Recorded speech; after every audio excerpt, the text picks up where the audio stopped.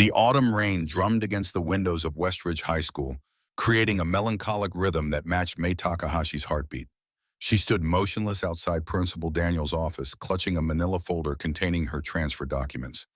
At 17, May had perfected the art of invisibility, eyes down shoulders, slightly hunched body language that whispered, "Don't notice me," to anyone who passed by. Her long black hair fell across half her face like a curtain, hiding more than just her features. At 5'4", with a slight build, she appeared even smaller in her oversized navy hoodie and dark jeans. The kind of girl who seemed to apologize for taking up space just by existing. But beneath this carefully constructed facade of meekness lay something entirely different. Principal Daniels, a man in his 50s with thinning hair and perpetual coffee stains on his shirt, barely looked up from his computer screen as he handed her a class schedule. "Welcome to Westridge High, Miss Takahashi. Your locker assignment is 341. Combination is written on the back of your schedule." His dismissive tone suggested he'd already categorized her as just another problem to manage. "Try not to cause any trouble." Those last words hung in the air between them, heavier than they should have been for such a standard administrative warning. May's fingers unconsciously found their way to the small jade dragon pendant hanging beneath her hoodie, a gift from her grandfather before he passed away last year. Her thumb traced the intricate scales, drawing strength from the connection to him. "Thank you, sir," she whispered, her voice barely audible above the hum of the fluorescent lights. Stepping into the hallway, May was hit by the overwhelming cacophony of teenage life, slamming lockers, squeaking sneakers, laughter, arguments, all reverberating off institutional beige walls that seemed designed to crush the human spirit. Westridge High was enormous compared to her previous school in Portland, with endless corridors branching off in confusing directions. Students moved in established clusters, athletes with their varsity jackets and confident swagger, theater kids with their dramatic gestures, academics with textbooks clutched like shields, dozens of micro-societies with their own unspoken rules and territories. May had hoped that moving to this mid-sized Ohio town would give her family a fresh start after her father's job transfer. Her parents, both software engineers who worked long hours and communicated primarily through sticky notes left on the refrigerator, had been enthusiastic about the opportunities a larger school would provide. They didn't understand that for someone like May, a bigger school just meant more places to hide and more people to avoid. She found locker 341 wedged between a blue locker covered in soccer stickers and another with a dented door. As she fumbled with the combination lock, her hands trembling slightly, she became aware of a presence behind her. The subtle shift in the ambient noise that signals the approach of someone with purpose. "Well, what do we have here?" The voice belonged to Mason Reed, though May didn't know his name yet. At 18, Mason was the golden boy of Westridge High, tall, with carefully styled dark hair, broad shoulders from years of athletics, and the kind of smile that adults instinctively trusted and peers envied. His father was a city councilman. His mother ran the largest real estate agency in town. Mason had grown up believing the world existed to fulfill his desires, and so far, the world had largely complied. "Looks like fresh meat," added Liam Parker, Mason's constant companion. Shorter with reddish hair and a perpetual smirk, Liam had attached himself to Mason's orbit in middle school and had been riding his friend's social coattails ever since. Behind them stood Jake Miller and Eric Thompson, both football players, whose presence added physical intimidation to the encounter. And slightly off to the side was Alex Chen, a tall, lanky boy whose uncomfortable expression suggested he wasn't entirely committed to whatever was unfolding. May sensed their presence before she saw them, the way prey animals sense predators. Her grandfather had taught her to trust those instincts, to always be aware of her surroundings. But she forced herself to focus on her locker combination, hoping they would lose interest and move on. The lock clicked open on her second try, and she began transferring books from her backpack to the narrow metal space, keeping her movements small and unobtrusive. "Hey, I'm talking to you," Mason said, stepping closer until his shadow fell across her locker. The scent of expensive cologne washed over her, something that probably cost more than her family's weekly grocery budget. "It's rude to ignore people when they're being friendly." May finally turned around, pressing her back against the cold metal of her locker, and found herself looking up at five faces with expressions ranging from predatory interest to casual cruelty. Mason's blue eyes held the entitlement of someone who'd never heard the word no. I'm sorry, May said quietly, clutching her chemistry textbook against her chest like armor. I didn't realize you were talking to me. Didn't realize. Liam laughed, a harsh sound that attracted glances from passing students, most of whom quickly looked away. We're standing right here. You deaf or just stupid? The words hit her like a slap, but May's expression remained neutral. She'd heard worse at her old school, but it never got easier, the casual cruelty of teenagers who could reduce another human being to nothing with just a few words. I'm just trying to get to class, she said, her voice barely above a whisper. Mason reached out and plucked the chemistry book from her hands before she could react, holding it high above her head. What's the rush, sweetheart? We're just trying to welcome you to Westridge. Show a little gratitude. Please give that back, May said, fighting to keep her voice steady. She could feel dozens of eyes on them now, students slowing their pace to watch the drama unfold. Some looked sympathetic, but none stepped forward to help. This was the unspoken rule of high school survival: don't get involved unless you want to become the next target. Say please like you mean it, Mason taunted, tossing the book to Liam, who caught it with theatrical flair. Maybe get on your knees and beg a little. The suggestion sent a ripple of uncomfortable laughter through their growing audience, and May felt something cold settle in her stomach. Her grandfather's voice echoed in her memory.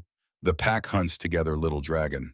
But remember, even the largest pack can be scattered by one who knows where to strike. I asked politely, May said, straightening her spine and meeting Mason's eyes directly for the first time. Please return my book so I can go to class. There was something in her voice now, a subtle shift in tone, that Mason didn't quite catch, but that made Alex take an unconscious step backward. Years of training had taught May to project confidence, even when she felt afraid to stand her ground, even when every instinct screamed at her to run. Her grandfather had called it the way of the mountain, immovable, patient, but capable of devastating force when necessary. Ooh, she's got some attitude after all, Liam said, flipping through the chemistry book with exaggerated interest. Look at this, guys. Honors chemistry. We got ourselves a little nerd here. Nothing wrong with being smart, Mason said with false magnanimity. As long as you know your place. He leaned in closer. See, here at Westridge, we have a social order. And new girls, especially quiet little Asian girls, start at the bottom. The racial undertone in his comment wasn't subtle, and May felt her jaw tighten. She dealt with this particular brand of ignorance before the assumption that her ethnicity made her weak, submissive, and easy target. My ethnicity has nothing to do with my place anywhere, May said, her voice carrying a warning that Mason was too arrogant to heed. And I'm not interested in your social order. Liam whistled low. Damn, Mason, she's got some fight in her. Maybe we need to help her understand how things work around here. The hall had grown quieter now, other students sensing the escalating tension. Near the far end of the corridor, May spotted a teacher, but she was deep in conversation with another faculty member and seemed oblivious to the confrontation brewing 50 feet away. Mason stepped closer, invading May's personal space in a way that made her skin crawl. You know what your problem is? You think you're special. But here's a news flash, sweetheart, you're not. You're just another scared little girl trying to get through high school without getting noticed. He reached out and tugged on a strand of her hair. But guess what? We noticed you. May fought every instinct her grandfather had drilled into her to grab his wrist and twist until he dropped. But she'd made a promise to her parents when they'd moved here: no more fighting, no more incidents, no more visits from police officers or calls from school administrators. Leave me alone, she said instead, pulling back from his touch. I haven't done anything to you. You exist, Liam said with a cruel grin. That's enough. The bell rang, then sharp and jarring in the tense atmosphere, and students began moving toward their classrooms with renewed urgency.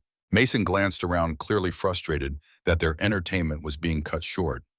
This isn't over, he said, finally tossing her chemistry book back to her. May caught it reflexively, her reflexes faster than they should have been for someone who claimed to be just a quiet student. We'll be seeing you around, new girl, real soon. As the five boys walked away, high-fiving each other and laughing about their introduction to the new student, May stood by her locker feeling the familiar mixture of anger and resignation that had defined so much of her life.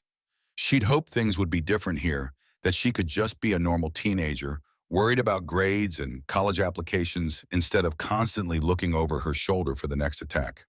But as she watched Mason Reed swagger down the hallway like he owned the world, she realized that some things never changed. There were predators and prey in every ecosystem, and the hallways of high school were no different from any other jungle. The only question was which category you fell into. What Mason and his friends didn't know, what nobody at Westridge High knew, was that Mai Takahashi had been trained by one of the most respected martial artists in Japan. Her grandfather, Hiroshi Takahashi, had spent decades perfecting arts that most people only saw in movies. He'd recognized in his quiet granddaughter a natural talent that appeared perhaps once in a generation, and had been teaching her since she was 5 years old.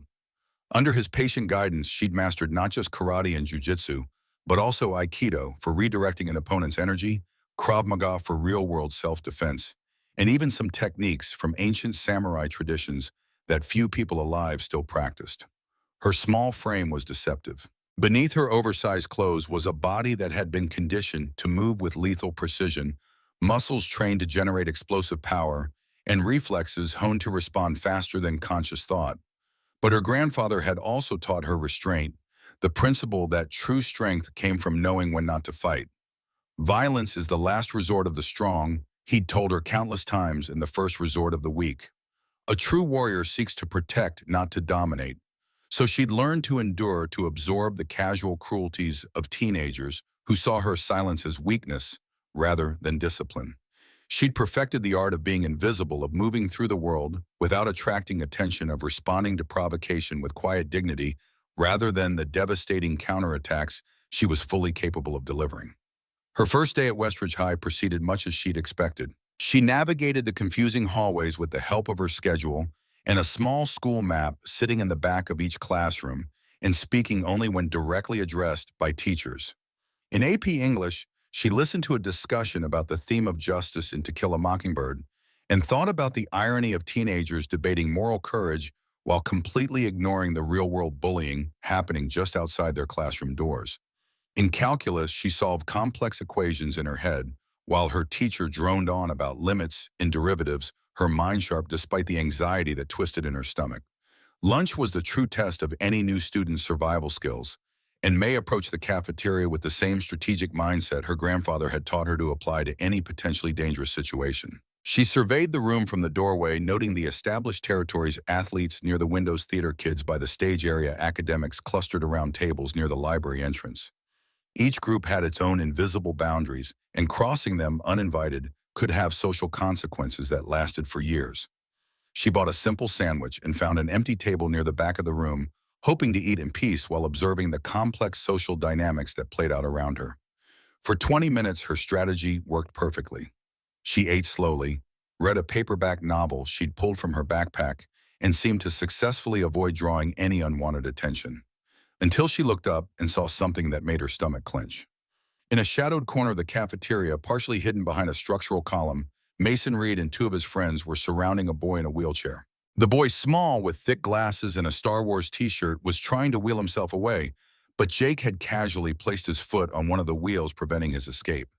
Even from across the room, May could see the fear on the boy's face as Mason leaned down to say something that made his friends laugh. The boy's lunch tray had been knocked to the floor, its contents scattered across the linoleum.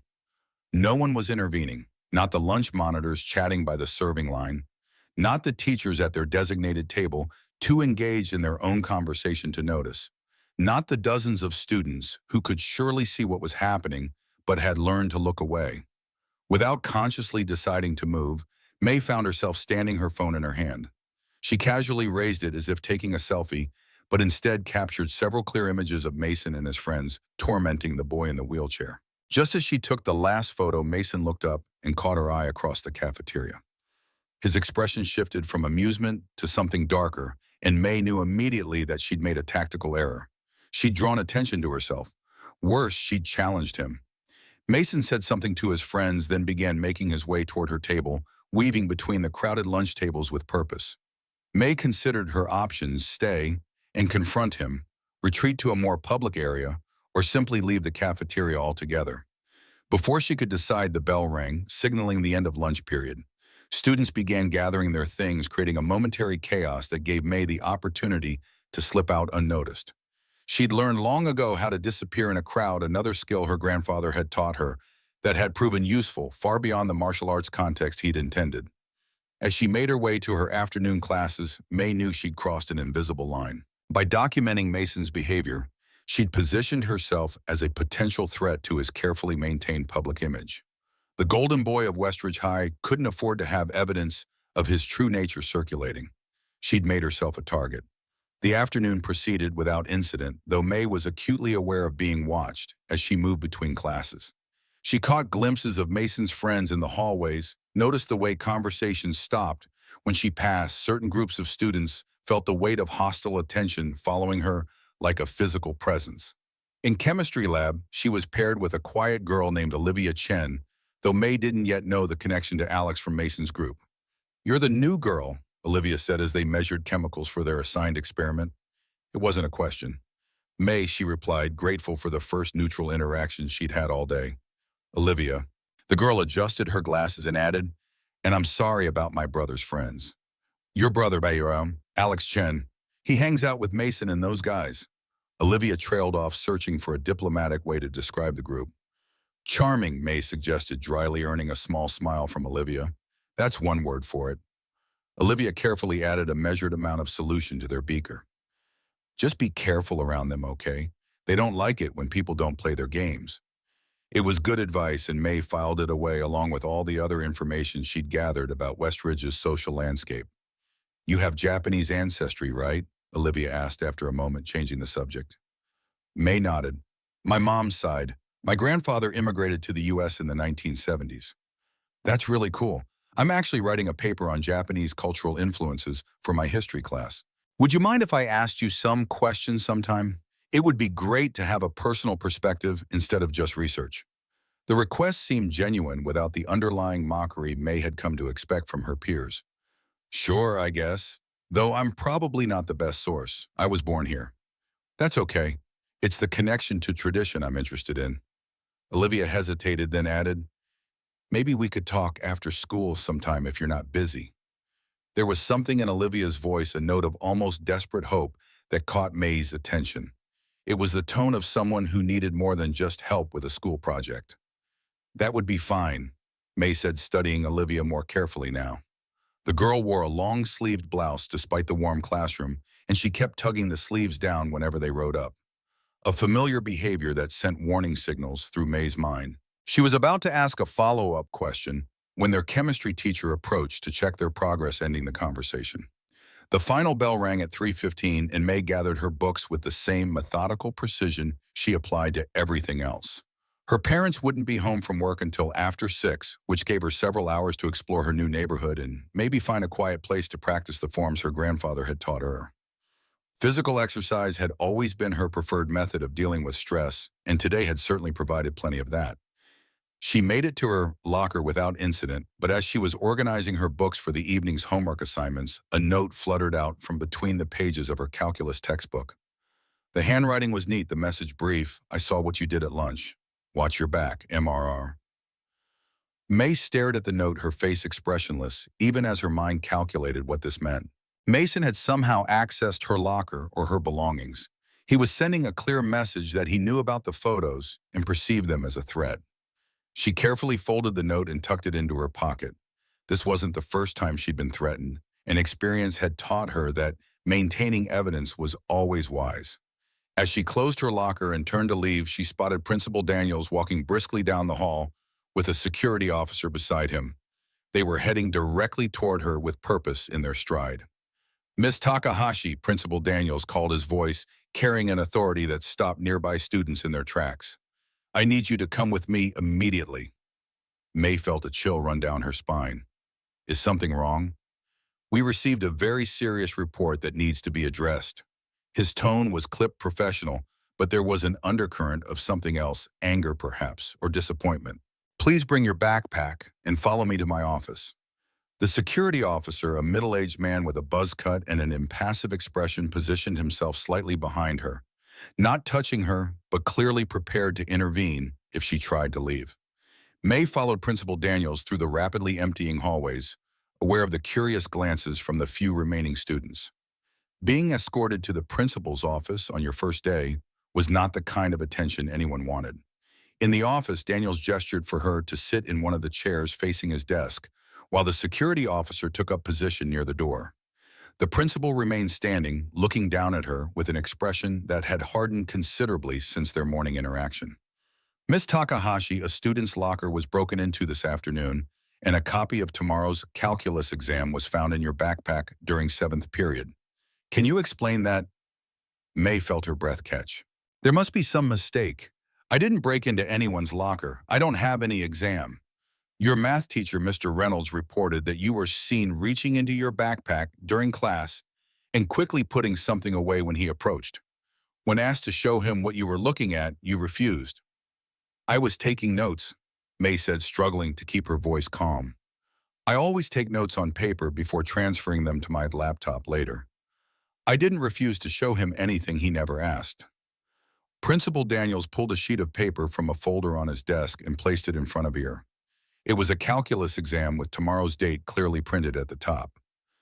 This was found in your possession. The only people with access to this exam were Mr. Reynolds and the department chair. That's not mine, May said firmly. I've never seen it before. It was in your backpack. Then someone put it there without my knowledge. Principal Daniels sighed, the sound heavy with skepticism. That's a very convenient explanation, Miss Takahashi. Do you have any evidence to support this claim? Or perhaps you'd like to tell me who you think might have framed you? May hesitated. Accusing Mason Reed without proof would only make her situation worse, especially if, as she suspected, the principal was acquainted with the Reed family. I don't know, she said finally. It was my first day. I barely know anyone's name. I see. Daniel settled into his chair, folding his hands on the desk. I have to say, Miss Takahashi, this is extremely disappointing. Your transcripts from Portland were excellent. I had high hopes for your contribution to our academic community. The past tense wasn't lost on May. I understand that changing schools can be stressful. He continued, his tone shifting to one of rehearsed sympathy. And sometimes students make poor choices when they're trying to fit in or prove themselves. If you're honest with me now, perhaps we can find a path forward that doesn't involve expulsion. The word hung in the air between them. Expulsion on her first day. I didn't cheat, May said, her voice stronger now. I didn't steal any exam, and I didn't break into anyone's locker. Someone is setting me up. Daniel studied her for a long moment, his expression unreadable. That's a serious accusation. So is academic dishonesty. Indeed. He leaned back in his chair. I'm going to need to contact your parents to discuss this situation. In the meantime, you're suspended pending our investigation. The security officer will escort you to clean out your locker, and then you'll need to leave campus immediately. You're suspending me without any real evidence, without even checking if I'm telling the truth. May couldn't keep the disbelief from her voice. We have evidence, Miss Takahashi. The exam was found in your possession. A teacher reported suspicious behavior. Those are facts. His tone softened slightly. Look, I understand this is upsetting, but the integrity of our academic programs must be protected. We'll conduct a thorough investigation, and if you're innocent, that will come to light. But May could see in his eyes that he'd already made his judgment. Whatever investigation they conducted would be designed to confirm what he already believed, that the new girl had tried to cheat and got caught. May I at least get my things from my locker now? She asked, her voice carefully controlled. Principal Daniels nodded to the security officer, who stepped forward. Officer Martinez will accompany you. The hallways were mostly empty now, with only a few students lingering for after-school activities. May walked beside Officer Martinez in silence, her mind racing to make sense of what had happened. Someone, almost certainly Mason or one of his friends, had planted the stolen exam in her backpack. They then reported her to create the exact situation she now found herself in. It was calculated, methodical, and terrifyingly effective. At her locker, May began removing her belongings under Officer Martinez's watchful eye. As she reached for her notebook on the top shelf, a voice called out from down the hallway. Hey Martinez, coach needs you in the gym. Some kind of problem with the equipment. The security officer turned to see another staff member waving him over. He hesitated, looking back at May. I'll be right back, he said firmly. Don't leave this spot. As soon as Officer Martinez disappeared around the corner, May sensed movement behind her. She turned to find Mason and his group approaching from the opposite direction, their expressions a mixture of satisfaction and anticipation. Well, well, Mason said, his voice low, but carrying in the empty hallway. Looks like someone's in trouble on their very first day. That's got to be some kind of record. May said nothing, continuing to empty her locker with deliberate calm. Nothing to say, Liam taunted. No clever comebacks now that you've been caught. I didn't steal anything, May said without looking at them. But I'm guessing you already know that. Mason laughed, the sound echoing off the metal lockers. Sounds like an accusation. You should be careful with those, especially when you've got no proof. May finally turned to face them. Why, what did I ever do to you? You took pictures, Mason said, all pretense of amusement gone from his voice. No one spies on me. No one threatens me, especially not some nobody who just showed up. So it was about the photos from lunch. May had suspected as much. I saw you bullying a kid in a wheelchair, she said quietly. That doesn't seem like something the star of Westridge High would want people to know about. Something dangerous flashed in Mason's eyes. You don't know anything about me or this school, and now you never will. He stepped closer, lowering his voice. By tomorrow, everyone will know you as the cheater who got kicked out on her first day. Your reputation is already destroyed. Is this really worth it?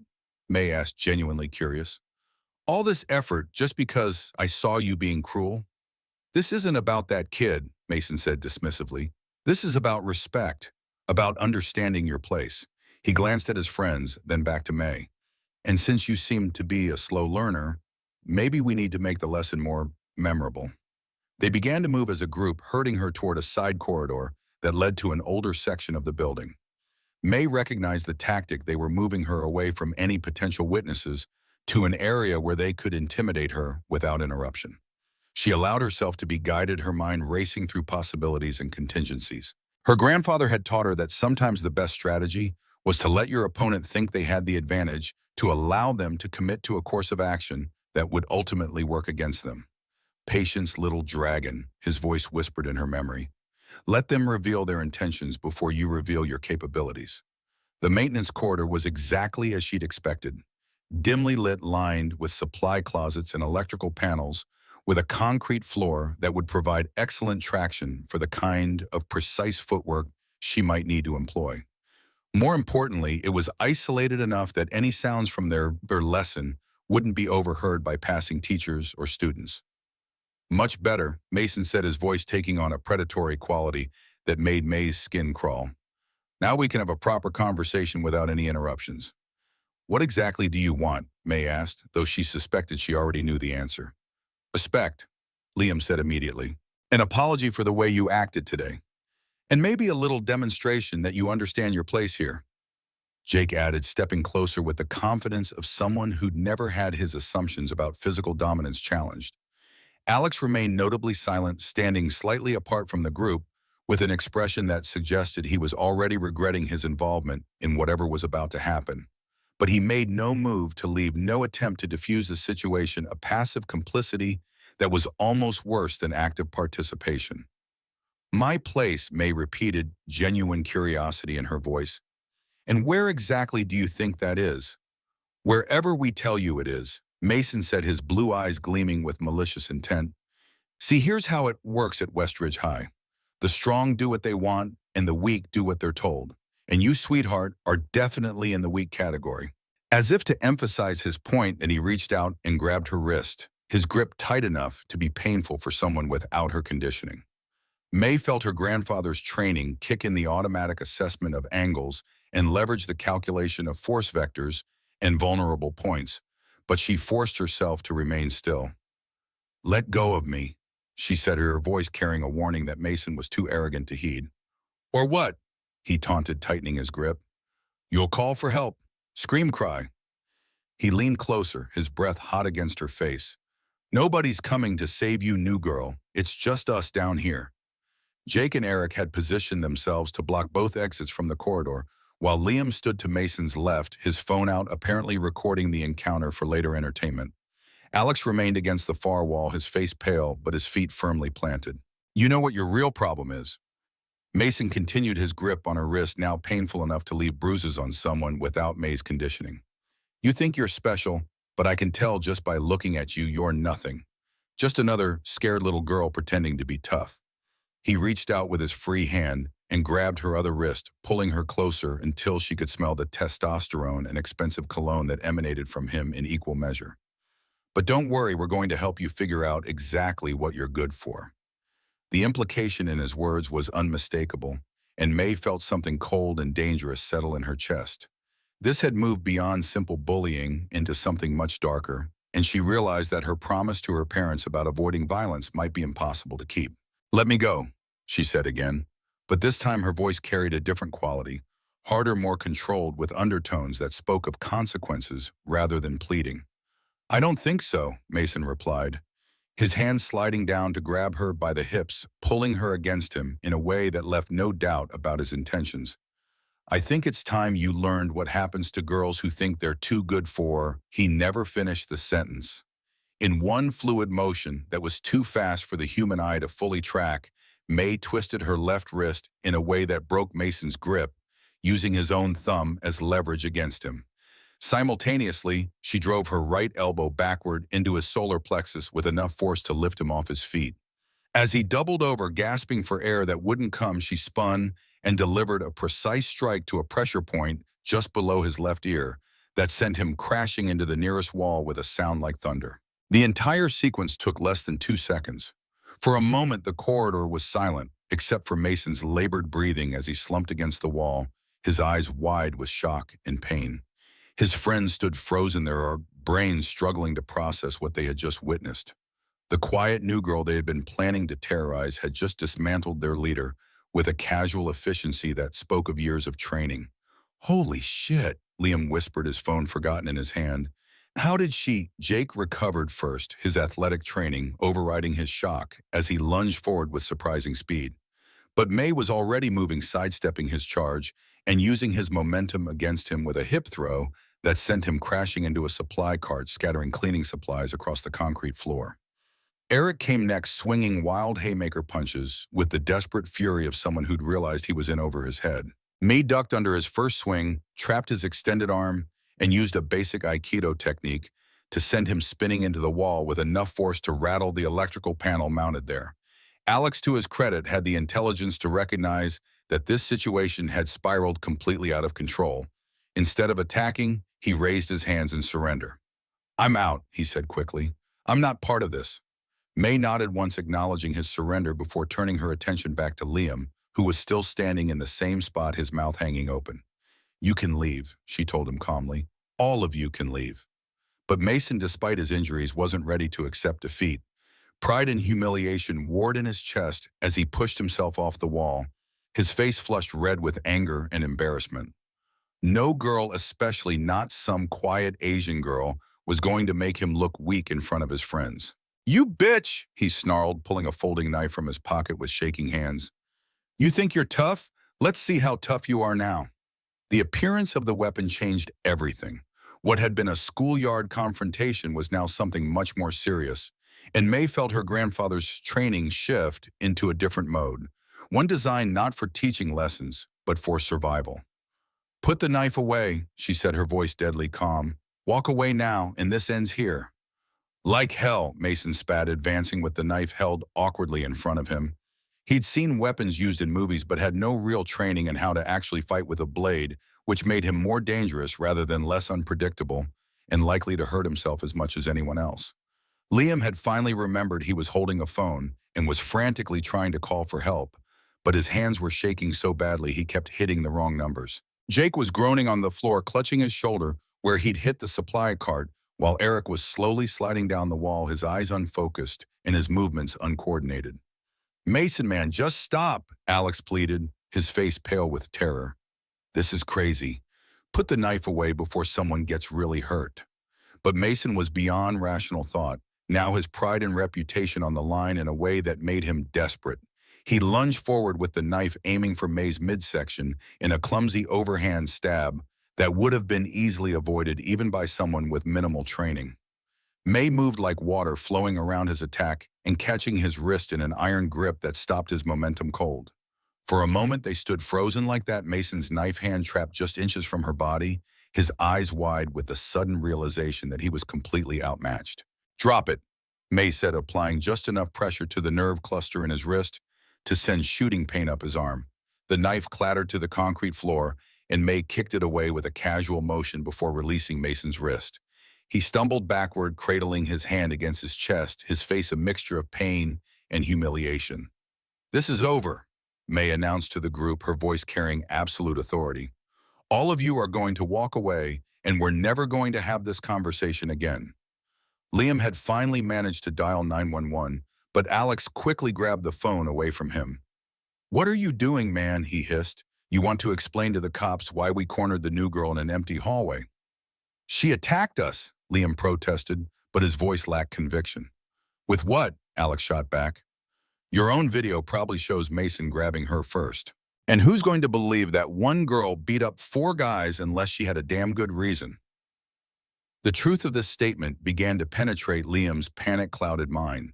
They'd initiated the confrontation. They'd brought her to an isolated location. Mason had drawn a weapon.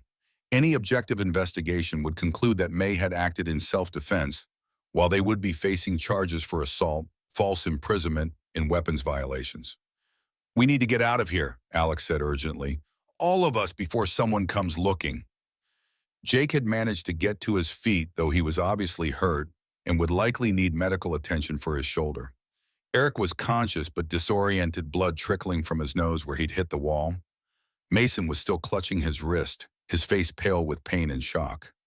"This isn't over," Mason said through gritted teeth as Alex and Liam helped him stand. "You think you've won now, but this isn't over." May looked at him with something approaching pity. "Yes, it is," she said simply. "Because if you ever try something like this again, I won't be so gentle." The casual way she delivered the threat, as if beating 4 teenage boys was considered gentle by her standards, sent a chill through the group that had nothing to do with the school's inadequate heating system. They left quickly, supporting each other and whispering urgently about their injuries and what story they would tell if anyone asked questions. Alex lingered for a moment at the corridor entrance, looking back at May with an expression she couldn't quite read. "I'm sorry," he said quietly. "This wasn't supposed to happen like this." "But it did happen," May replied. "And now you have to decide what kind of person you want to be going forward." Alex nodded once and hurried after his friends, leaving May alone in the maintenance corridor with the scattered cleaning supplies and the lingering scent of teenage fear. She took a deep breath, centering herself the way her grandfather had taught her, and began the process of returning her body and mind to a state of calm. The confrontation had lasted less than 5 minutes, but she knew its effects would ripple through Westridge High for weeks or months to come. Word would spread. It always did in a school this size, and her carefully maintained anonymity was now impossible to preserve. But as she gathered her backpack and headed for the exit, May found that she wasn't particularly bothered by this development. She'd spent years trying to be invisible, trying to avoid conflict, trying to be the kind of quiet, unassuming student who graduated without leaving any impression at all. Maybe it was time to try a different approach. The night air was cool against May's skin as she walked home through the unfamiliar streets of her new neighborhood. The houses here were larger than in their old Portland suburb, with well-maintained lawns and 2-car garages that spoke of comfortable middle-class stability. Her parents had been thrilled to afford a small ranch-style house in this area, a significant upgrade from their cramped apartment back west. Her father's promotion had come with a substantial salary increase, and both her parents viewed this move as a step up in the world, a chance for their family to finally establish the secure American life they'd been working toward for years. They would be devastated when they learned about her suspension. As May turned onto her street, she saw their driveway was still empty. No surprise, as both her parents routinely worked late. The house was dark except for the porch light they always left on for her, a small beacon of welcome in the gathering dusk. Inside, she found a note on the refrigerator in her mother's neat handwriting. "Working late again. Dinner in fridge. Don't wait up. Love you." A simple sticky note that encompassed the entirety of their parent-child communication most days. May placed her backpack on the kitchen table and stood motionless in the silent house, listening to the hum of the refrigerator and the distant sound of a neighbor's dog barking. The events of the day washed over her in waves: the planted exam, the confrontation in the maintenance quarter, the violence she'd hoped to leave behind in Portland.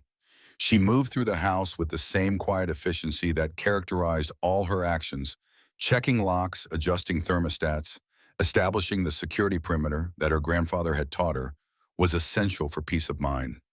In her bedroom, she knelt before the small shrine she'd created in his honor. A framed photograph of Hiroshi Takahashi in his traditional jai, a small incense burner, and several items he had given her over the years. The jade dragon pendant she wore every day had come from this shrine removed on the anniversary of his death and placed around her neck as a talisman of protection. "I tried, grandfather," she whispered to the photograph. "I tried to be what they wanted, quiet, invisible, harmless. But they wouldn't let me." She lit a stick of incense, watching the thin tendril of smoke rise toward the ceiling. Her grandfather had taught her that meditation was as important as physical training, that a warrior's mind must be as disciplined as their body. May closed her eyes and began the breathing exercises he had drilled into her since childhood. 4 counts in, hold for 7, 8 counts out, repeat. With each breath, she felt her racing thoughts slow, her heightened awareness settle into a more manageable state. But peace eluded her tonight. Behind her closed eyelids, images flashed with painful clarity. Mason's knife glinting in the dim light of the maintenance corridor, the look of shocked disbelief on his face when she countered his attack, Principal Daniel's expression of disappointment when he showed her the stolen exam. And beneath these fresh memories, older ones stirred, her sister's face pale and withdrawn in the weeks before May's eyes snapped open, her breath catching. No, she wouldn't think about that now. Couldn't afford to open that particular wound when she needed all her strength and focus to deal with the present situation. She rose from her kneeling position and moved to her desk, pulling out a notebook and pen. Her grandfather had taught her the value of strategy, of thinking several moves ahead like a chess master. If Mason Reed had escalated to planting evidence and pulling knives on his first day of knowing her, what would he do next? The planted exam was clever. It established her as a cheater in the administration's eyes, undermining any complaints she might make later. The physical confrontation had been less calculated, more reactive, but no less dangerous for its spontaneity.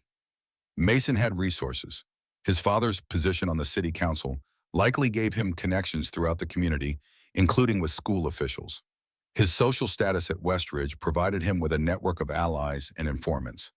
And most dangerously, he had now been humiliated by someone he perceived as inferior, creating a need for revenge that would override rational thought. May wrote methodically, creating contingency plans for various scenarios. If Mason tried to isolate her again, if he spread rumors, if he escalated to more serious threats, if he involved others in his vendetta. She was still writing when she heard the front door open and her mother's tired voice call out, "May, are you still up?" closing her notebook. May took a deep breath and prepared for the conversation she'd been dreading all evening. Her parents needed to know what had happened, both the official version involving the stolen exam and the truth about the confrontation in the maintenance corridor. They would be disappointed. They might even be angry. The promise of no more incidents had been central to their agreement to move here to start fresh in a place where May's reputation wasn't already tainted by violence. But as she made her way down the hallway to meet her mother, May felt a strange sense of resolve settling over her. She had tried to be what they wanted, what society expected of a quiet Asian American girl. She had suppressed her training, hidden her capabilities, made herself small and unobtrusive. And where had it gotten her suspended on her first day, targeted by a predator who saw her apparent weakness as an invitation to abuse, backed into a corner where violence became the only viable option? Perhaps it was time to stop hiding. Perhaps it was time to become the warrior her grandfather had trained her to be, not to dominate or intimidate, but to protect, to stand as a shield between the predators and their prey, to be the person she wished had been there for her sister when the bullying had become too much to bear. The true dragon reveals itself only when necessary, her grandfather used to say, but when it does, the world trembles. Westridge High had no idea what was coming. The gray morning light filtered through May's bedroom window, casting muted shadows across the walls. She hadn't slept well. The conversation with her parents had gone exactly as expected. Initial disbelief, followed by disappointment, then quiet resignation as they processed the fact that their daughter had been suspended on her first day at her new school. "We moved here for a fresh start," her father had said, his voice heavy with exhaustion. He hadn't raised his voice, he never did, but his quiet disappointment cut deeper than any shouting could have. "We agreed, May. No more incidents." She had told them about the planted exam but omitted the confrontation in the maintenance corridor. Some instinct warned her that revealing the full truth would only complicate matters. Her parents wanted normalcy, predictability. They wouldn't understand that sometimes violence was unavoidable when facing predators like Mason Reed. Now, as she dressed in the stillness of early morning, May knew she faced a critical decision. Her suspension meant she had 3 days away from school, 3 days while rumors spread, while Mason and his friends crafted their narrative, while her reputation was shaped without her input. She could use this time to retreat to plan her transfer to yet another school to run from the conflict as her parents would prefer. Or she could use it to understand the true nature of what she was facing at Westridge High. The jade dragon pendant felt cool against her skin as she slipped it over her head.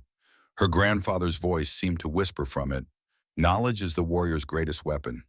Before you engage an enemy, know them completely." May made her decision. The public library opened at 9, its modernist glass facade reflecting the cloudy Ohio sky. May had chosen a seat at a computer terminal with a clear view of both entrances, a habit ingrained by years of her grandfather's teachings about situational awareness. Her research began with the most obvious source, the Westridge High website.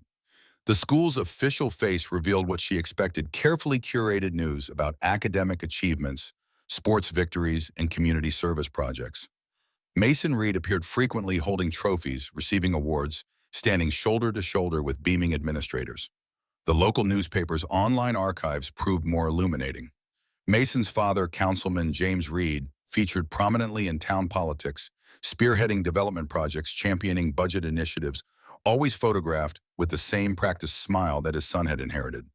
The mother, Elizabeth Reed, ran the town's largest real estate agency and served on multiple charitable boards. A perfect American family projecting success and community spirit from every carefully composed photograph.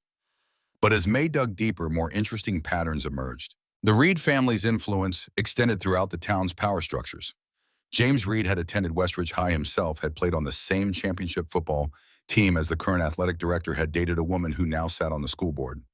Elizabeth Reed's real estate company managed properties owned by several school administrators, including Principal Daniels. Connections, influence, loyalty bought through favors, and shared history. May searched for disciplinary incidents involving Mason or his friends, finding nothing in the public record. Either they had managed to avoid serious trouble, or more likely their indiscretions had been handled quietly, kept out of official documentation through the intervention of well-placed adults. She was about to log off when a headline from 2 years ago caught her attention: Westridge High mourns students passing. The article was brief, reporting that a sophomore named Eleanor Ellie Daniels had died, with counseling services being made available to students. No cause of death was mentioned, but the timing mid-semester, in the carefully neutral language, suggested suicide. Eleanor Daniels, the principal's daughter. May stared at the screen, her mind making connections. Principal Daniels had seemed more than just professionally disappointed when confronting her about the stolen exam. There had been something personal in his reaction, an emotional undercurrent that hadn't made sense at the time. She searched for more information about Eleanor Daniels, but found little beyond brief mentions in honor roll listings and a drama club photo. The family had apparently kept their tragedy private, as was their right. But the coincidence of her bearing the principal's surname couldn't be ignored. May made a mental note to explore this connection further when she had the opportunity. Her phone vibrated with an incoming text. Unknown number. "Hey, it's Olivia Chen from Chem class. Alex gave me your number. Can we meet? It's important." May hesitated, considering the possibility that this was some kind of trap orchestrated by Mason, but her instincts suggested otherwise. Olivia had seemed genuinely interested in talking yesterday, and her connection to Alex, who had been the only one of Mason's group to show any reluctance, made the request plausible. When and where, May texted back. The response came quickly. "Coffee shop on Maple 11, Suro Silver Spoon Cafe. I'll be there." May gathered her things and logged off the library computer. The coffee shop was about a 15-minute walk from the library, enough time to consider her approach. If Olivia was genuinely seeking help with her Japanese cultural paper, May would provide what assistance she could. But her instincts told her this meeting had nothing to do with schoolwork. The Silver Spoon Cafe occupied a converted Victorian house on a tree-lined street, its wraparound porch filled with mismatched furniture that somehow formed a cohesive aesthetic. It was the kind of place that attracted students, young professionals, and retirees alike, neutral territory for a potentially uncomfortable conversation. May arrived 10 minutes early, selected a table in the corner with a clear view of both the entrance and the emergency exit, and ordered a green tea. Her grandfather had taught her never to enter unfamiliar territory without first securing her position and establishing awareness of all potential escape routes. At precisely 11, Olivia Chen pushed through the front door, her eyes scanning the cafe until they landed on May. She wore the same long-sleeved blouse as yesterday despite the warmth of the day and carried a laptop bag slung over one shoulder. Her movements were hesitant, almost furtive, as she navigated between tables to reach May's corner. "Thanks for meeting me," Olivia said, sliding into the chair opposite May. "I wasn't sure you would. Your message said it was important." May replied, studying the girl carefully. Dark circles shadowed Olivia's eyes, and there was a nervous energy to her movements that suggested she hadn't slept well either. "Is this about your history paper?" Olivia glanced around the cafe before answering a subtle check for eavesdroppers that May recognized as the behavior of someone accustomed to being monitored. "No," she admitted. "That was just, I needed an excuse to talk to you. Alex told me what happened yesterday." May kept her expression neutral. "What exactly did he tell you?" "That Mason and the others cornered you in the maintenance corridor, that you defended yourself." Olivia's voice dropped to a near whisper. "That you took down all of them in like 30 seconds. So word was already spreading. May had expected as much. "Your brother was the only one who showed any sense," May said, sipping her tea. "He chose not to participate." "Alex isn't like them," Olivia said quickly, then hesitated. "Or at least he didn't used to be. He started hanging out with Mason freshman year, and he's been different ever since. But after yesterday," she traced a pattern on the table with her finger. "He came home really shaken up. I haven't seen him that upset in a long time." "Why are you telling me this?" Olivia met her eyes directly for the first time. "Because I think you need to be careful. Mason isn't just some typical high school bully. When he thinks someone has disrespected him, he doesn't let it go." "I can handle Mason," well, May said with quiet confidence. "Maybe physically," Olivia conceded, "but that's not how he operates. He's more strategic than that. He plans things, uses people's weaknesses against them. Like planting a stolen exam in someone's backpack." Olivia's eyes widened slightly. "You know about that? I was suspended because of it," May said, watching Olivia's reaction carefully. "Mason arranged for me to be framed for cheating." "That sounds like him, Taquam," Olivia said, her voice bitter. "He's good at making other people do his dirty work. Good at making sure nothing ever comes back to him." There was something in her tone, a personal edge, that went beyond general observation. May leaned forward slightly. "Olivia, why did you really want to meet with me?" The girl's hands twisted together on the table, her knuckles whitening with tension. For a moment, May thought she might leave without answering. Then, with a barely perceptible movement, Olivia pushed up her right sleeve, revealing a pattern of bruises on her forearm, finger-shaped marks that could only have come from someone gripping her with excessive force. "Mason did this?" May asked, keeping her voice level despite the anger blooming in her chest. Olivia quickly pulled her sleeve down, glancing around again to ensure no one had seen. "It's not what you think. We're not... He's not my boyfriend or anything. It's more complicated than that." "Explain it to me." The request was simple, but the weight behind it was unmistakable. May had shifted subtly, her posture and voice projecting the quiet authority that her grandfather had cultivated in her. It wasn't aggression or intimidation, just the calm certainty that she would hear the truth. Olivia seemed to respond to it instinctively. Her shoulders relaxed slightly, as if relieved to finally speak openly. "It started last year," she began, her voice so low that May had to lean closer to hear. "I was at a party at Mason's house. His parents were out of town, and things got pretty wild. I had too much to drink and went upstairs to lie down in one of the guest rooms." She paused, gathering herself. May waited patiently, giving her the space to continue at her own pace. "I woke up to a flash. Mason was standing there with his phone taking pictures of me. I was... My shirt was unbuttoned. I don't remember doing that. I don't think I did."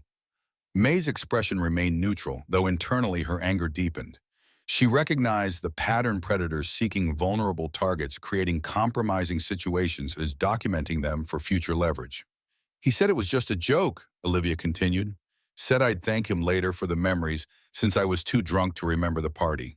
But then a few weeks later, he asked me to get a copy of a test from my advanced bio teacher. When I refused, he showed me more pictures, ones I definitely didn't know he'd taken. Me changing in the girls' locker room. Me and some other girls. He's been blackmailing you, Chaw, May stated rather than asked. Olivia nodded, a single tear tracking down her cheek. At first, it was just small things. Homework answers, test information. But it keeps escalating. And I'm not the only one. He has pictures of at least 5 other girls that I know of. Have you told anyone, your parents, the school? My parents wouldn't understand. They'd just blame me for drinking for being at the party in the first place. Olivia's bitterness was palpable. And the school principal Daniels plays golf with Mason's dad every weekend. The last girl who tried to report Mason for harassment ended up transferring schools after rumors started spreading that she was mentally unstable. May absorbed this information, fitting it into the pattern she was constructing of Mason Reed's operations. He used his social status and family connections as shields, ensuring that any complaints against him were dismissed or discredited. The stolen exam frame-up made perfect sense in this context, establish her as a cheater first, so any subsequent accusations would be viewed as revenge or deflection. Why are you telling me this? May asked again, though she suspected she knew the answer.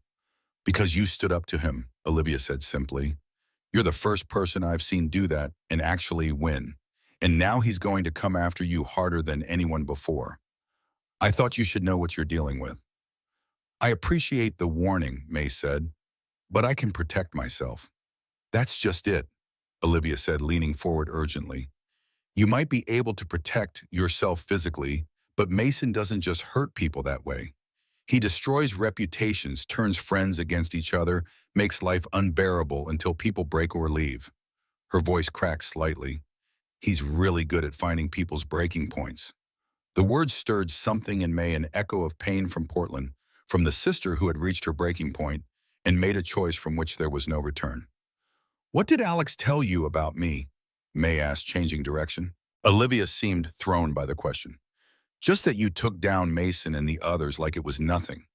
That you moved like someone who really knows what they're doing.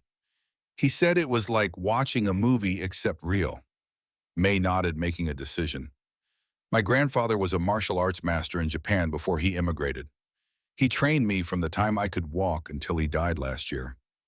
What your brother saw was the result of thousands of hours of practice. So you're like, what? Some kind of teenage ninja. Despite the tension, a hint of genuine curiosity crept into Olivia's voice. The question might have seemed ridiculous, but May understood the intent behind it. I'm someone who was taught to protect himself and others. My grandfather believed that true strength comes from the ability to defend those who cannot defend themselves. Olivia absorbed this, her eyes studying May with new understanding. That's why you took those pictures of Mason bullying Kevin in the cafeteria. You were gathering evidence. May nodded. It's what triggered all of this. Mason saw me documenting his behavior. Kevin Winters, Olivia supplied. He has muscular dystrophy. Mason and the others have been tormenting him all year because he got a higher score than Mason on the PSATs. Another piece of the puzzle clicked into place. Mason's bullying wasn't random cruelty. It was targeted at those who threatened his academic supremacy or social status. It was systematic, deliberate, designed to maintain his position at the top of Westridge High's hierarchy. The pictures you took, Olivia said hesitantly. Do you still have them? On my phone. Why? Because they might be useful. Olivia glanced at her watch and stood abruptly. I should go. I told my mom I was studying at the library and she checks up on me. Wait, May said, rising as well. How can I contact you if I need to? Use this. Olivia scribbled an email address on a napkin. It's a secondary account my parents don't know about. Don't text me again unless it's an emergency. Alex sometimes checks my phone when Mason asks him to. The casual mention of such invasive monitoring spoke volumes about the control Mason exerted over his social circle. Be careful, Olivia, May said, pocketing the napkin. And thank you for the warning. The girl paused, adjusting her laptop bag on her shoulder. I should be thanking you. For a long time, I thought there was no way to stand up to Mason. Maybe I was wrong. After Olivia left, May remained at the table, finishing her tea and processing what she'd learned. The picture emerging was more complex and disturbing than she'd initially realized. Mason Reed wasn't just a privileged bully.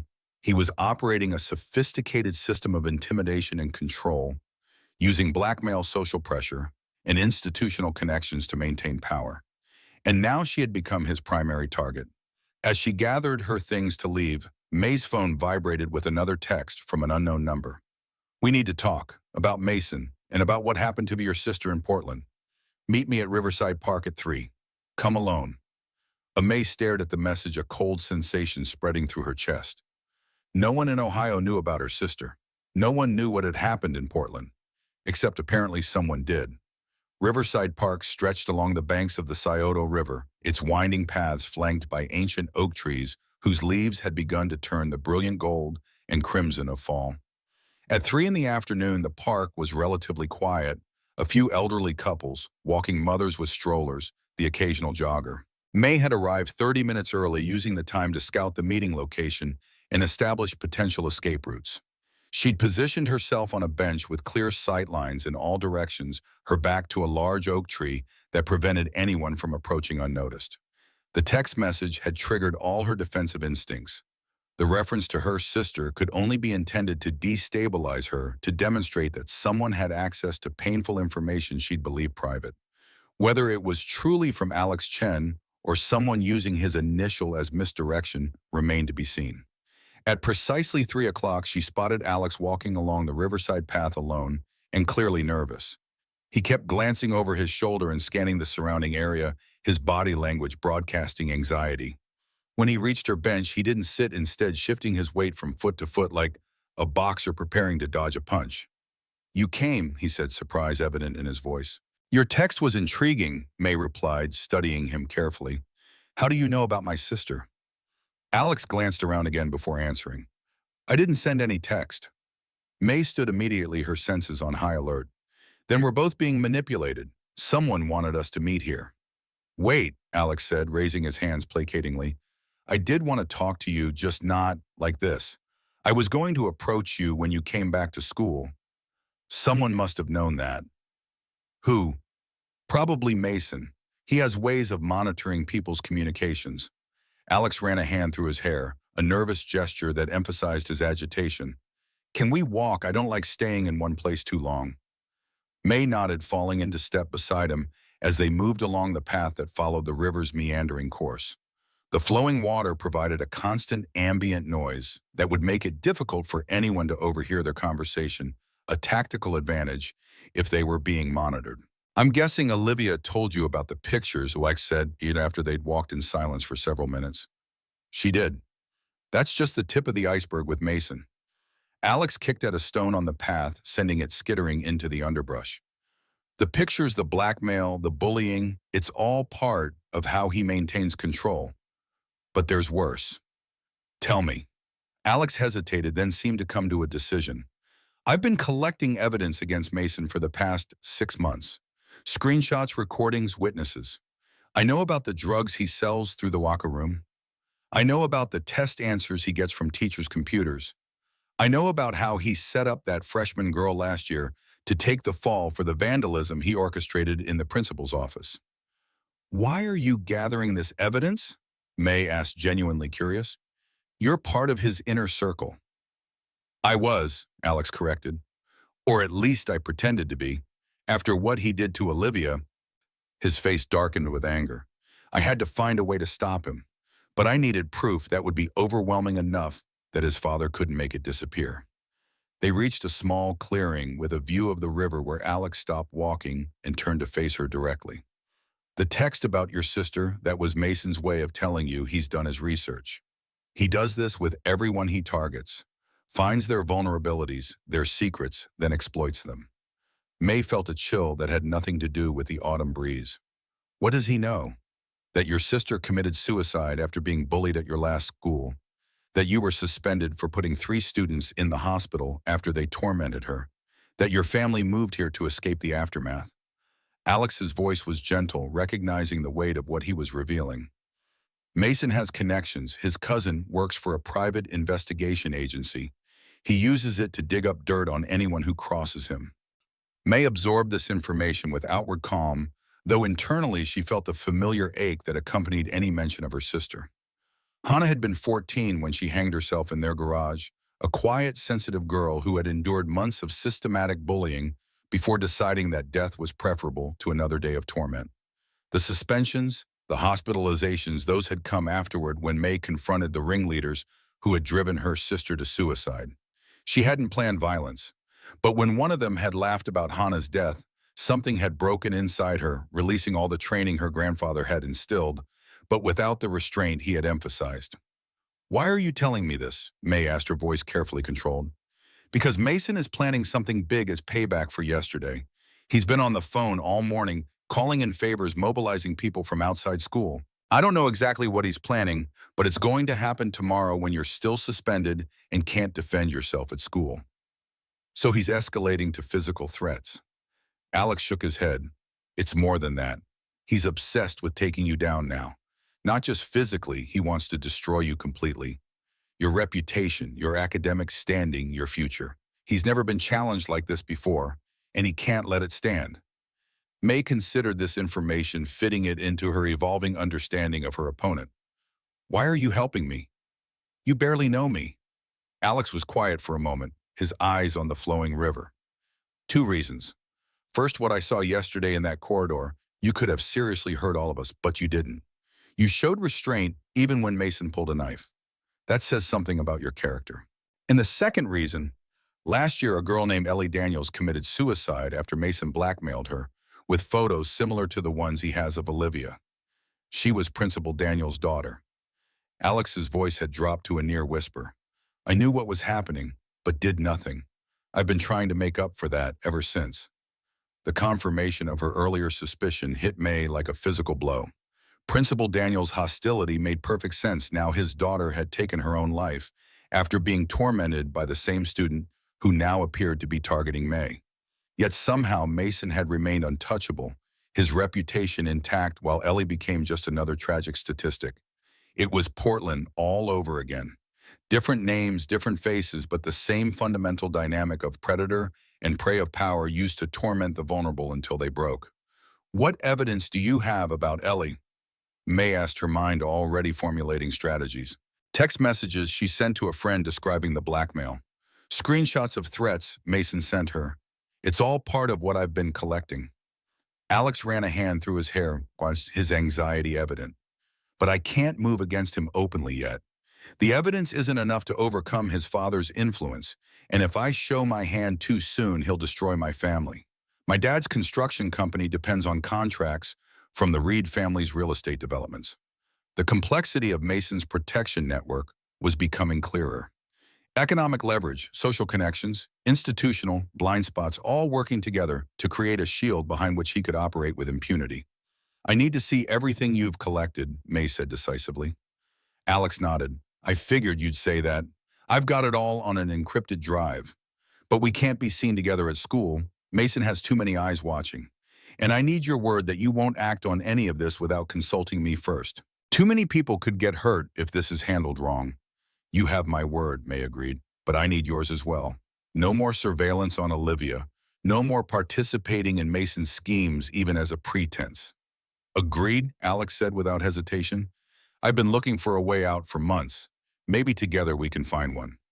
As they walked back toward the park entrance, May felt a shift in her understanding of the situation. What had begun as a simple case of bullying had evolved into something far more complex, a systemic abuse of power with the tendrils extending throughout the community, enabled by adults who should have been protecting the vulnerable.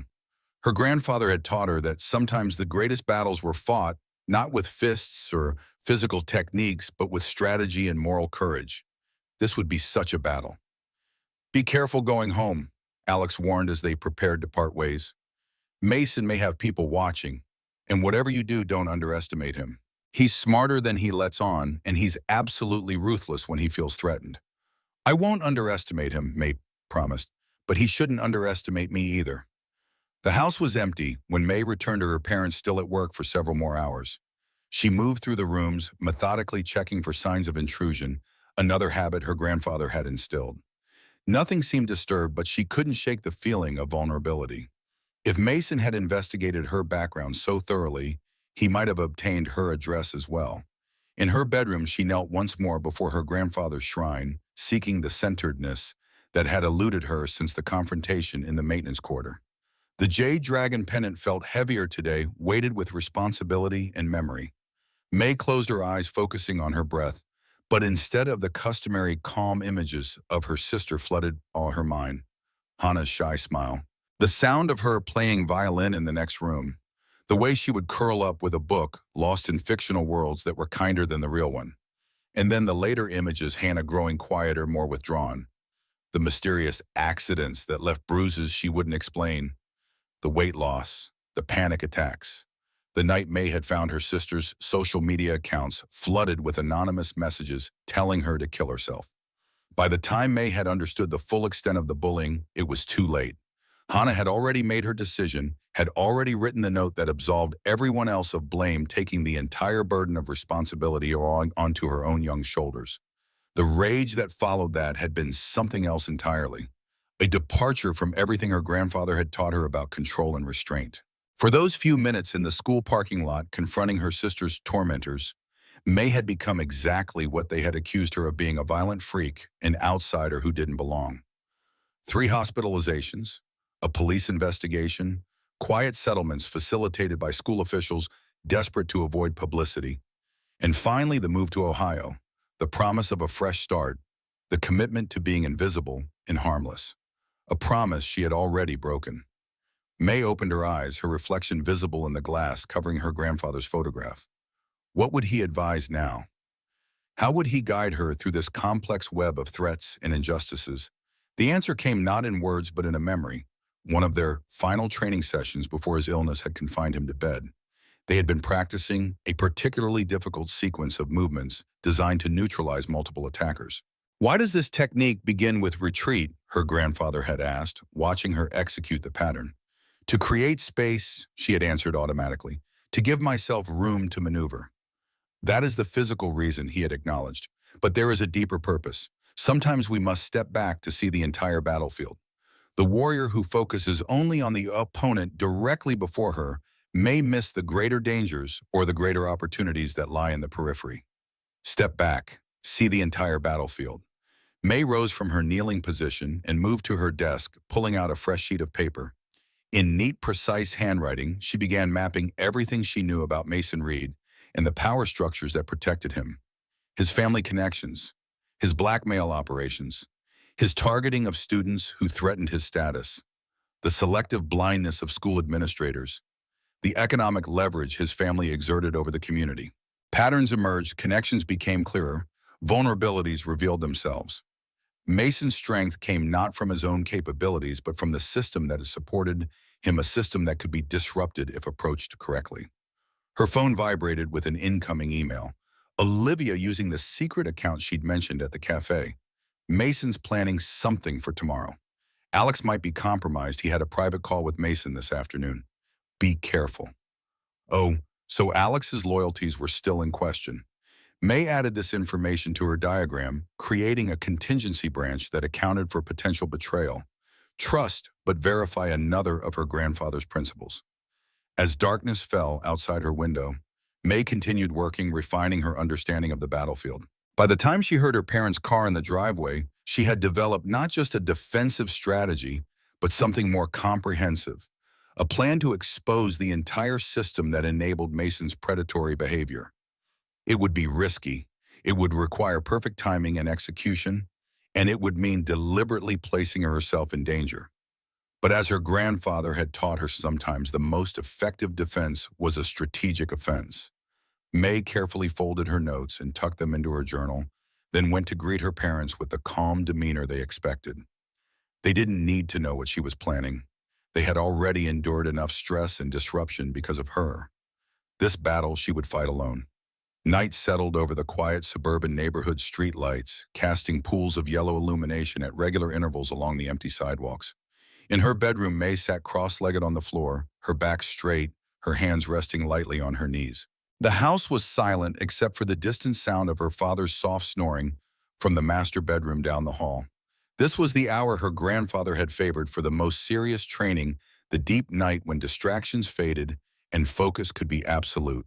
In the stillness, she sought the mental clarity that would be essential for what lay ahead. Tomorrow, Mason Reed would make his move. Whether Alex had truly betrayed her or was playing a deeper game remained uncertain, but the warning from Olivia confirmed that an attack was imminent.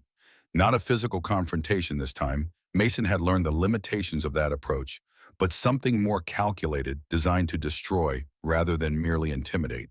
May breathed deeply, centering herself in the techniques her grandfather had taught her for calming the mind before battle.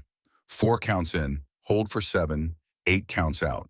With each breath, her awareness expanded, encompassing not just the immediate surroundings but the broader context of the conflict. Mason believed he held the advantage, knowledge of her past, a network of allies, institutional support, and the element of surprise.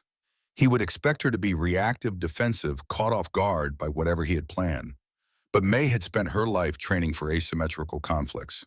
Her grandfather had drilled into her the principles of turning an opponent's strength against them, of finding the precise point where pressure could collapse an apparently superior position. The true warrior knows that timing is everything, he would say. Strike too soon and you alert your opponent to your intentions. Strike too late and the opportunity passes. But strike at exactly the right moment and even the strongest opponent will fall. The right moment. That was the key. A soft buzz from her phone interrupted her meditation. An email from Alex sent to her personal account rather than through school channels. Meeting tomorrow noon, coffee shop where you met Olivia. M plans to confront you publicly when you return to school Friday. Claims to have evidence you cheated at your old school too. Says it will guarantee your expulsion. I need to give you the drive with everything I've collected. Be careful, he may have people watching. May read the message twice, analyzing its implications. If genuine, it confirmed that Mason was escalating to an attack on her academic record, a strategy that would leverage her already precarious standing with the administration. If false, it could be an attempt to lure her into a trap. Either way, it provided an opportunity she hadn't anticipated. She replied with a simple acknowledgement, I'll be there. Setting her phone aside, May returned to her meditation, but with a new focus.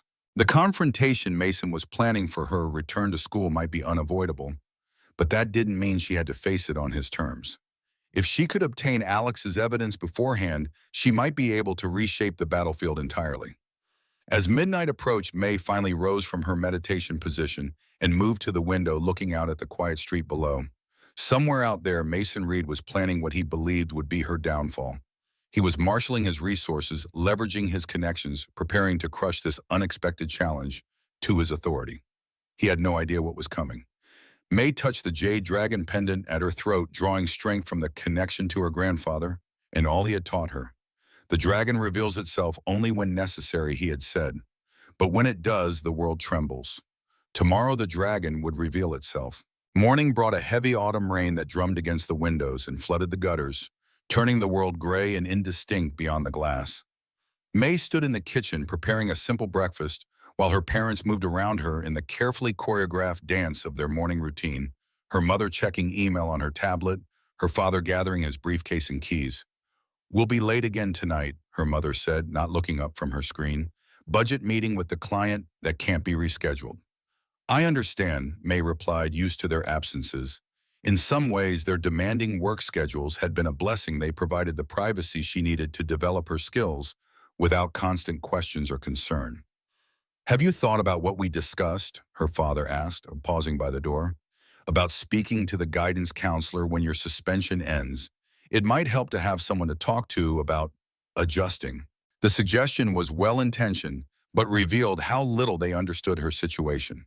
A school guidance counselor would be of no use against someone like Mason Reed, especially if, as seemed likely, the counselor was as enmeshed in the town's power structures as the other administrators. I'll consider it, May said, giving him the answer he wanted to hear. Her father nodded, seemingly satisfied, and with a quick "love you" from both parents, they were gone, leaving May alone in the silent house. She finished her breakfast methodically, then moved to her room to prepare for the day ahead. The rain complicated matters. It would make surveillance easier for anyone watching. Her movements would reduce visibility and maneuverability if she needed to evade pursuit. But it also provided cover masking sounds and creating a natural barrier against casual observation. Me dressed carefully in dark jeans and a fitted black sweater, that, unlike her usual oversized clothes, revealed the compact strength of her athletic build. Over this, she wore a lightweight waterproof jacket with a hood that could partially obscure her face if necessary. The jade dragon pendant remained around her neck, tucked beneath her sweater, where it rested against her skin. By 11, she was ready. The coffee shop meeting with Alex was scheduled for noon, but May had no intention of arriving at the appointed time. Her grandfather had taught her that when entering potentially hostile territory, reconnaissance was essential. She left through the back door, using the cover of neighboring yards to make her way to a parallel street before emerging onto the sidewalk. If anyone was watching her house, they would be focused on the front entrance and main roads. This detour would buy her time and information. The rain had intensified, driving most pedestrians indoors and reducing traffic to a crawl. May moved with purpose, but without haste, her hood pulled forward to shield her face from both the weather and potential observers.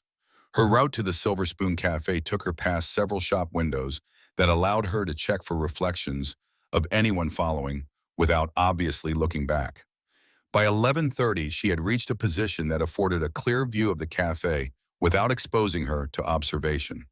From the shelter of a bus stop across the street, May studied the establishment's exterior, noting the positions of patrons visible through the windows.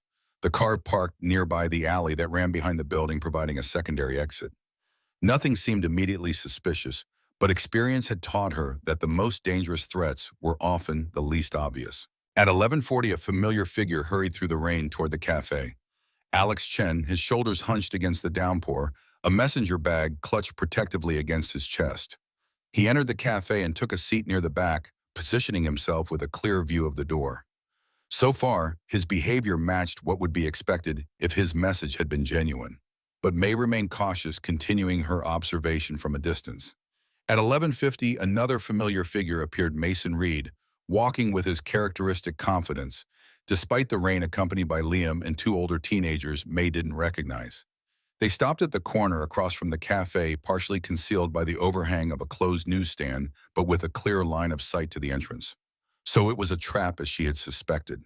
Alex had either betrayed her willingly or been coerced into setting up this meeting with Mason and his reinforcements waiting to intercept her.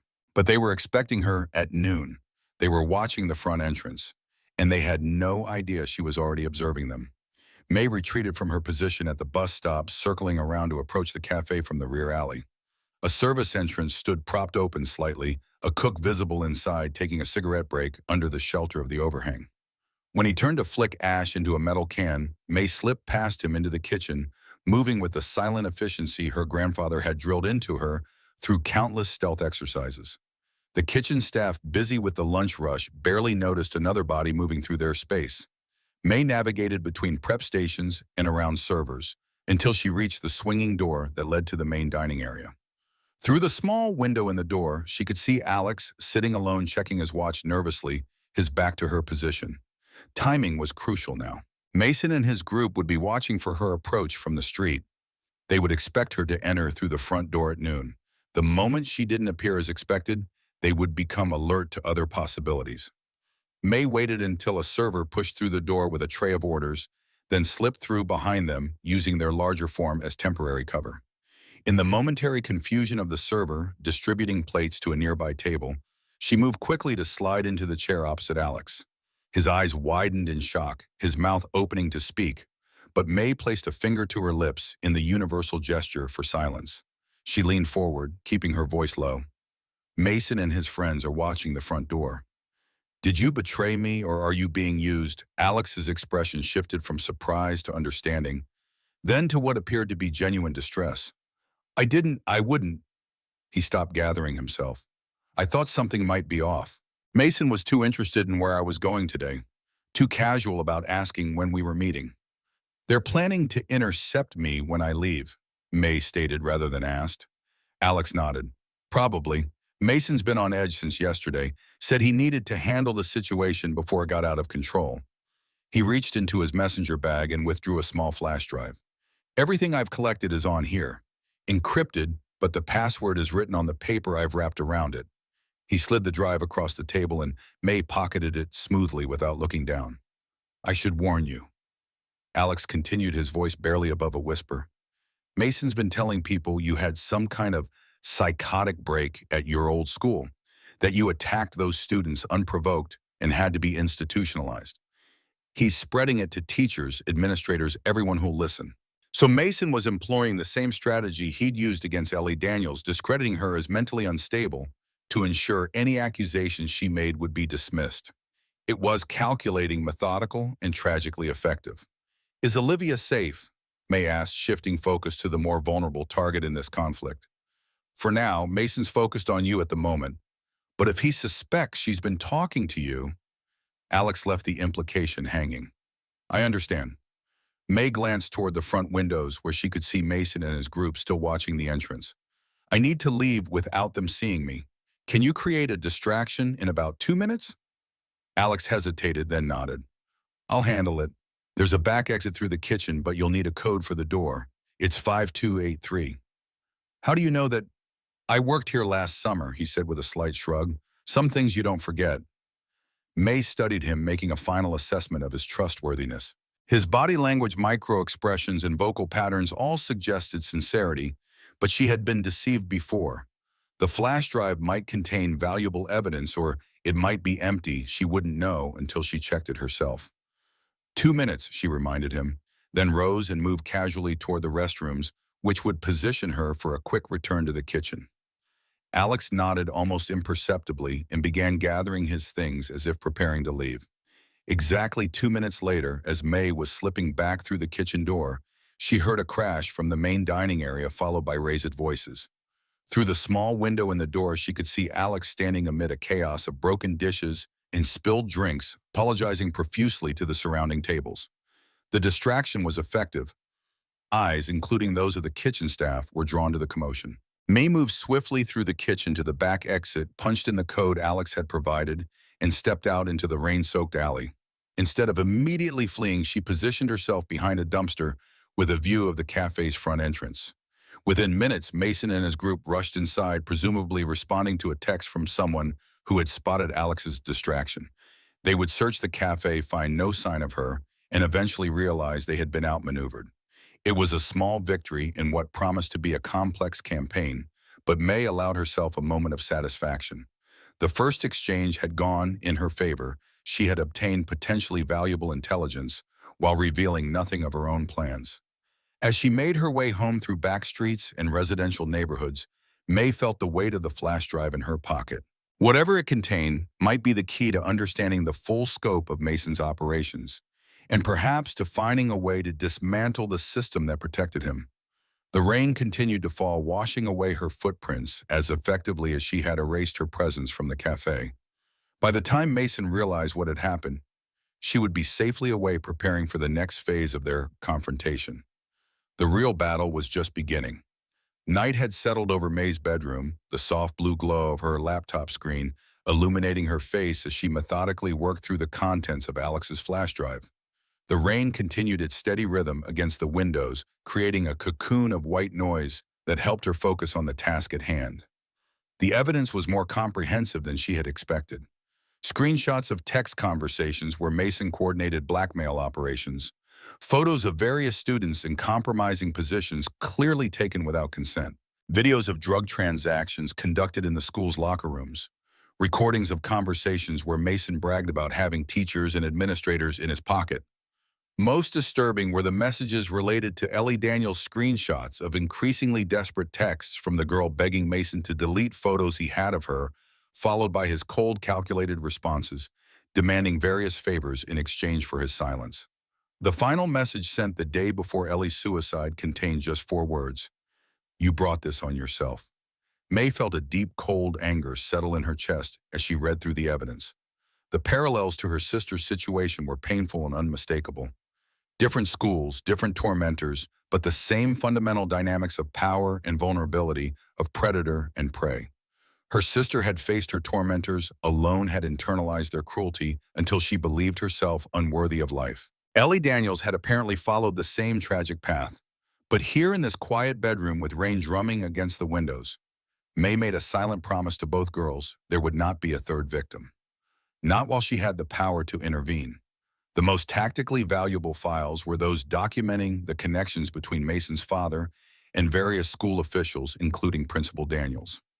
Email exchanges showing favorable treatment for Reed family business interests. Records of donations to the school that coincided with disciplinary incidents involving Mason being quietly resolved.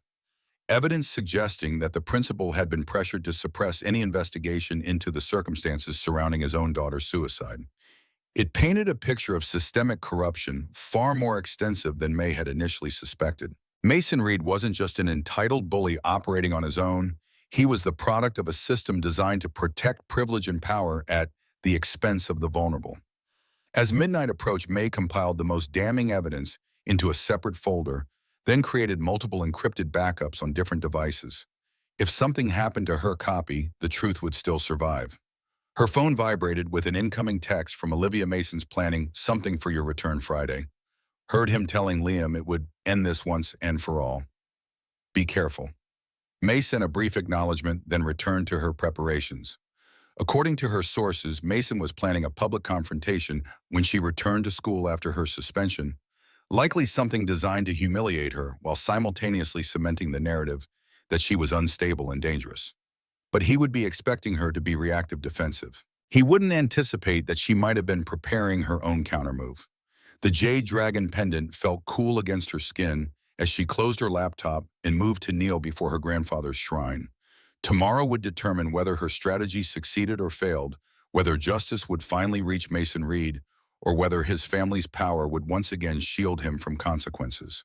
The true warrior fights not for glory or for vengeance, her grandfather had told her, but to restore balance where there is injustice. That would be her guiding principle tomorrow. Not revenge, but restoration. Not punishment, but protection. She lit a stick of incense, watching the smoke curl toward the ceiling as she began her meditation.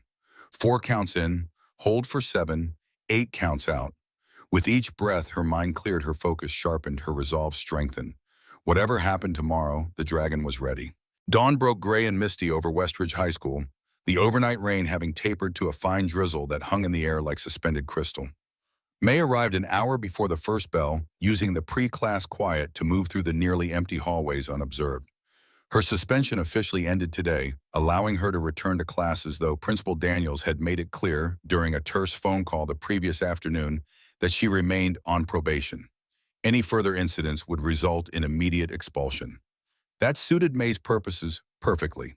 She needed access to the school building and its occupants for her plan to work, and the administration's focus on her as a potential troublemaker would help ensure that all eyes were exactly where she wanted them when the moment came.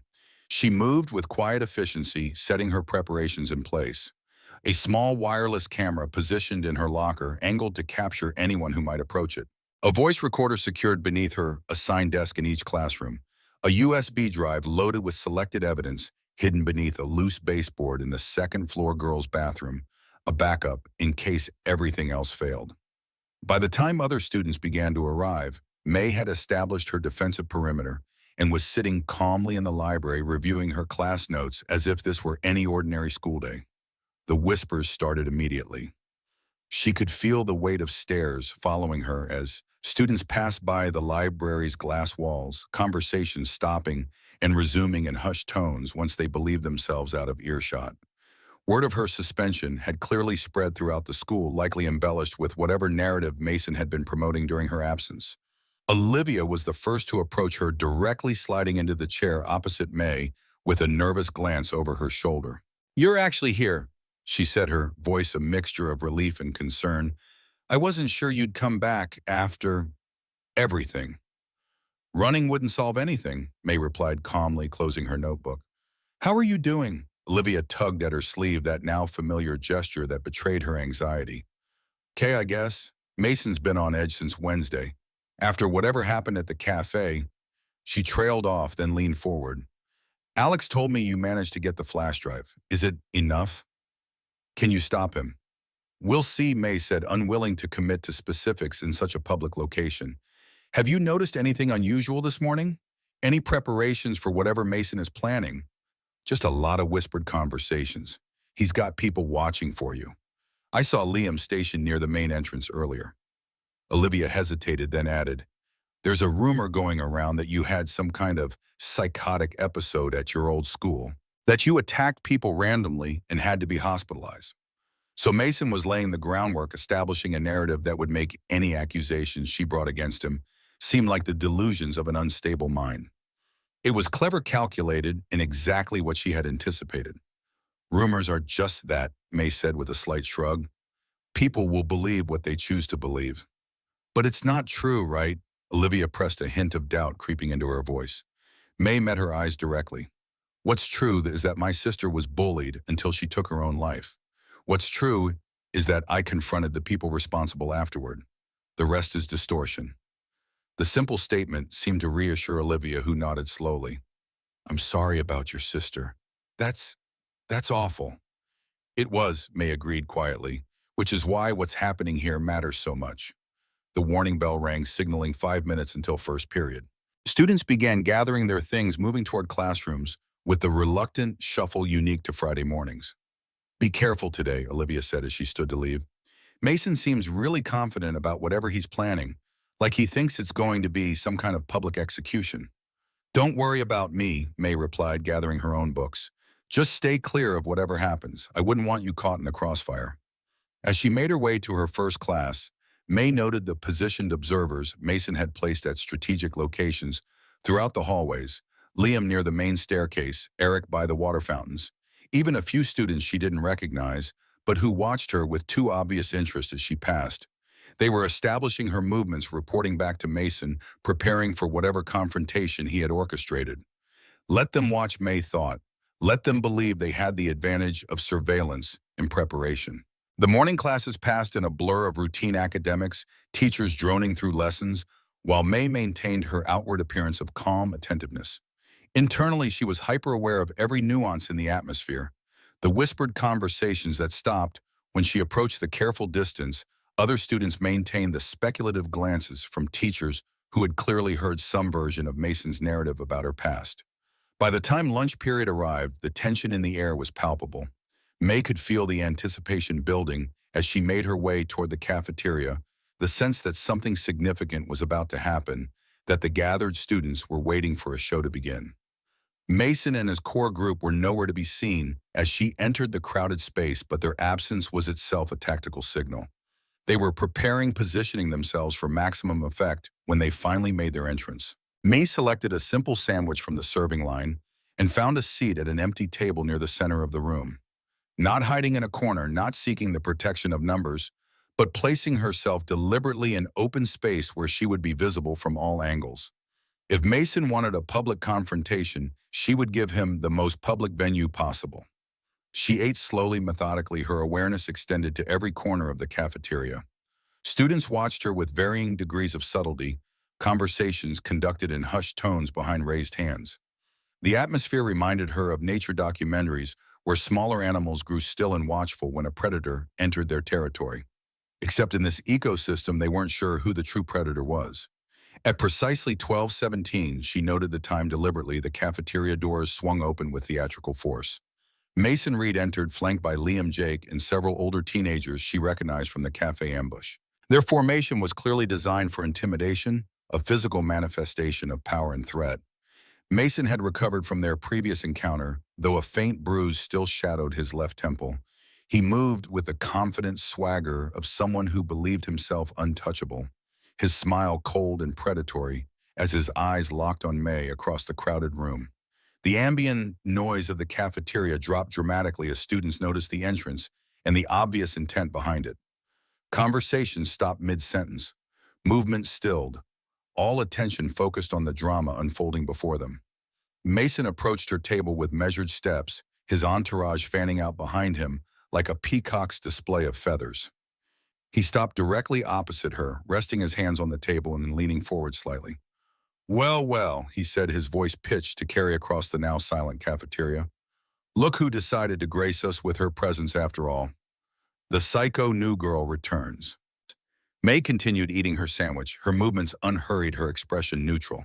The studied casualness of her response was calculated to unsettle him, to create a contrast between his theatrical aggression and her apparent calm. Nothing to say, Mason pressed his confidence momentarily wavering at her lack of reaction. No crazy outburst today, No violent attacks. May finally looked up, meeting his gaze directly. Is there something you wanted, Mason? Or did you just come over to watch me eat lunch? A ripple of nervous laughter ran through the watching students. Mason's expression hardened, a flash of genuine anger breaking through his practiced confidence. I thought everyone should know exactly who they're dealing with, he said, reaching into his jacket to withdraw a manila folder. Since you've been lying about who you really are. He opened the folder with a flourish and began distributing photocopied pages to nearby tables. Documents May recognized immediately as medical records, school disciplinary reports, and newspaper clippings related to the incident in Portland. 3 students hospitalized with serious injuries, Mason announced, reading from one of the pages. Unprovoked attack on school property. Psychiatric evaluation recommended. Does that sound like the actions of a stable person to you? The whispers increased as students examined the documents being passed around. May could see the judgment forming in their expressions, the distance growing as they absorbed this new information and recategorized her in their minds, no longer just the quiet new girl, but something dangerous and unpredictable. You left out the part where those students drove my sister to suicide. May said, her voice quiet but carrying in the hushed cafeteria. You left out their months of systematic harassment, the photographs they circulated without her consent, the public humiliation they orchestrated. The simple statement caused a subtle shift in the atmosphere. Several students glanced up from the documents with new understanding, reassessing the narrative being presented to them. Mason recovered quickly. Playing the victim card, classic deflection tactic. He turned to address the broader audience. She's dangerous people. The administration knows it. Why do you think she was suspended on her first day? They're just waiting for an excuse to expel her permanently.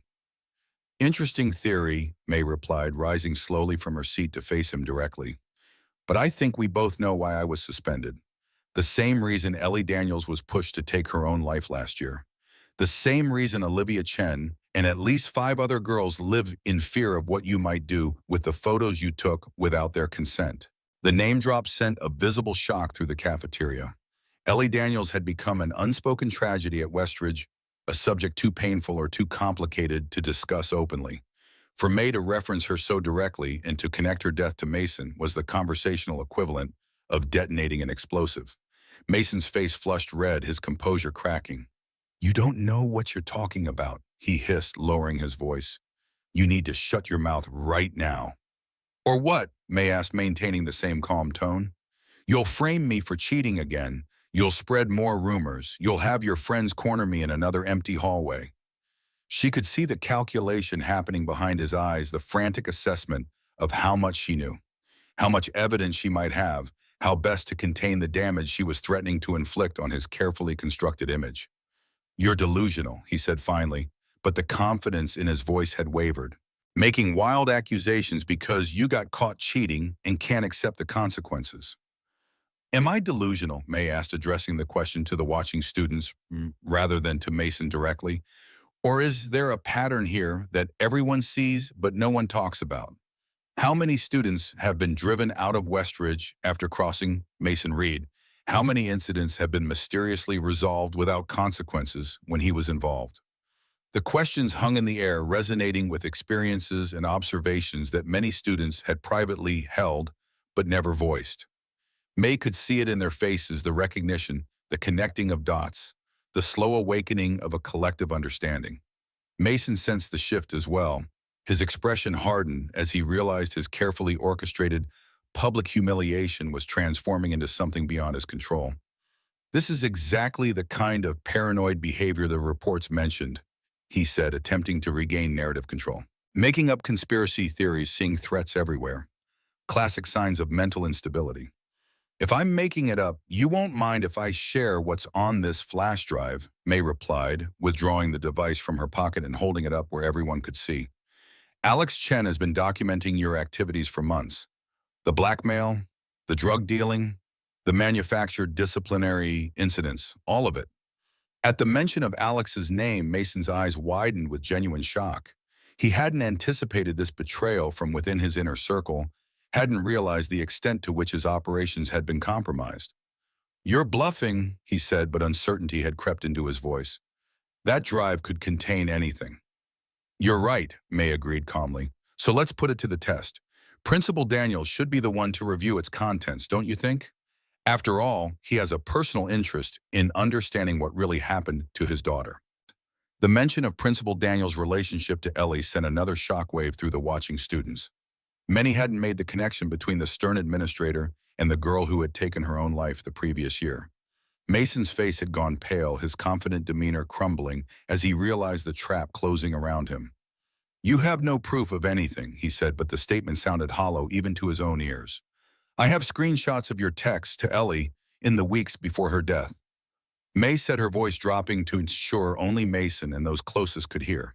"I have recordings of you discussing how your father pressured Principal Daniels to suppress any investigation. I have everything, Mason." For a moment, something like genuine fear flickered across Mason's face, the expression of someone who had never contemplated the possibility of real consequences, finally confronting their inevitability. Then his expression hardened into something darker, more desperate. "Give me that drive," he demanded, lunging forward to grab her wrist. May allowed the contact, using his own momentum and aggression as evidence for anyone watching. This wasn't a random attack by an unstable transfer student. This was Mason Reed physically assaulting someone who had challenged his authority. "Let go of me," she said clearly, ensuring her voice carried to the surrounding tables. "Give me the drive first," Mason snarled, tightening his grip. May could have broken his hold in a dozen different ways, could have used the same techniques that had so thoroughly neutralized him in their previous encounter. But this confrontation required a different strategy. This wasn't about physical dominance, but about public perception, about allowing Mason to reveal his true nature to the entire student body. "Everyone is watching you, Mason," she said quietly. "Is this really how you want them to see you? Attacking a girl in the middle of the cafeteria because she spoke the truth?" His grip tightened painfully, his expression contorted with rage and frustration. "Give me the drive." "That's enough, Mr. Reed." The authoritative voice cut through the tension like a blade. Principal Daniels stood at the entrance to the cafeteria, his expression a mixture of anger and something deeper, more personal. Behind him stood two uniformed security officers and, surprisingly, Olivia Chen. Mason released May's wrist, immediately stepping back and attempting to rearrange his features into a more innocent expression. "Principal Daniels," he began, his voice shifting to the respectful tone he reserved for authority figures. "I was just trying to, save it." Daniels interrupted, his voice hard. "My office, now." The principal's gaze shifted to May, his expression unreadable. "You too, Miss Takahashi." As the security officers moved to escort them from the cafeteria, May caught Olivia's eye across the room. The girl gave a slight nod, a signal that she had done as requested, had shown the principal the copied evidence May had provided her that morning. The plan was proceeding exactly as designed. Principal Daniels' office felt smaller than May remembered, the space compressed by the tension radiating from its occupants. Mason sat rigidly in one chair, his attempt at a calm demeanor betrayed by the whiteness of his knuckles as he gripped the armrests. May occupied the other chair, her posture relaxed, her expression neutral. Behind his desk, Principal Daniels studied them both with the weary expression of a man forced to confront something he had long avoided. On his computer screen, May could see images from the flash drive Olivia had delivered, evidence that directly implicated Mason in a pattern of behavior that had contributed to Ellie Daniels' suicide. "I've spent the past hour reviewing these files," Daniels said, finally breaking the heavy silence. "I've also had a very illuminating conversation with Miss Chen about the photos you've been using to blackmail her and other female students." Mason shifted uncomfortably. "Sir, I can explain." "Can you?" Daniels interrupted, his voice tight with controlled anger. "Can you explain why my daughter's final text messages were begging you to delete photos she never consented to? Can you explain why she wrote in her journal that you threatened to send those pictures to the entire student body if she reported your behavior?" The raw pain in the principal's voice filled the office, a father's grief temporarily overriding his professional reserve. May remained silent, allowing the moment to unfold without interference. "That's not, I never," Mason stammered, his usual confidence evaporating under the weight of direct evidence. "She was unstable, sir. You know that. She had mental health issues long before." "Don't you dare!" Daniels cut him off, his voice dropping dangerously. "Don't you dare try to shift the blame to her." Mason fell silent, his expression a mixture of calculation and growing panic as he realized his usual tactics weren't working. His eyes darted toward the door assessing escape options, but the security officer positioned there made any such attempt futile. No. Miss Takahashi, Principal Daniels said, turning his attention to May, I owe you an apology. It seems I was too quick to accept the accusation of academic dishonesty without proper investigation. You were manipulated, May replied simply. As was I. As were many others. Daniels nodded, acknowledging the truth in her statement. Nevertheless, my failure to recognize what was happening in my own school is inexcusable, particularly given, he trailed off, unable to complete the thought. Given what happened to your daughter, May finished for him. Yes. When the simple admission seemed to cost Daniels something vital, as if acknowledging the connection between his professional failures and his personal tragedy extracted a physical toll. Mason, sensing the shift in dynamics, attempted to regain control of the situation. Whatever she's shown you, sir, it can be explained. My father. Your father has been contacted, Daniels interrupted, as has the superintendent of schools and the police department. This goes beyond school discipline now, Mr. Reed. The evidence suggests criminal behavior, blackmail, distribution of illicit materials, harassment, possibly contributory behavior in a suicide. The clinical listing of potential charges seemed to finally penetrate Mason's sense of invulnerability. His face paled as the reality of his situation became clear. You can't, my dad won't let, he began, then stopped, as he realized how damning such protests sounded. Your father's influence won't protect you this time, Daniel said with quiet certainty. Not from this. A knock at the office door interrupted the conversation. The secretary poked her head in her expression grave. The police officers are here, sir, and Mr. Reed Sr. has arrived as well. Daniels nodded. Send them in. What followed was a blur of official procedures, police officers reading Mason his rights, explaining the preliminary charges, confiscating his phone as evidence. His father arrived in the midst of this, his initial bluster fading quickly as he was shown selected pieces of evidence and informed of the multiple witnesses who had come forward once Olivia began spreading the word. Throughout it all, May remained quietly observant, watching as the system of protection that had sheltered Mason for so long crumbled under the weight of irrefutable evidence and public exposure. There was no satisfaction in witnessing his downfall, only a sense of balance being restored, of justice finally reaching those who had believed themselves beyond its reach.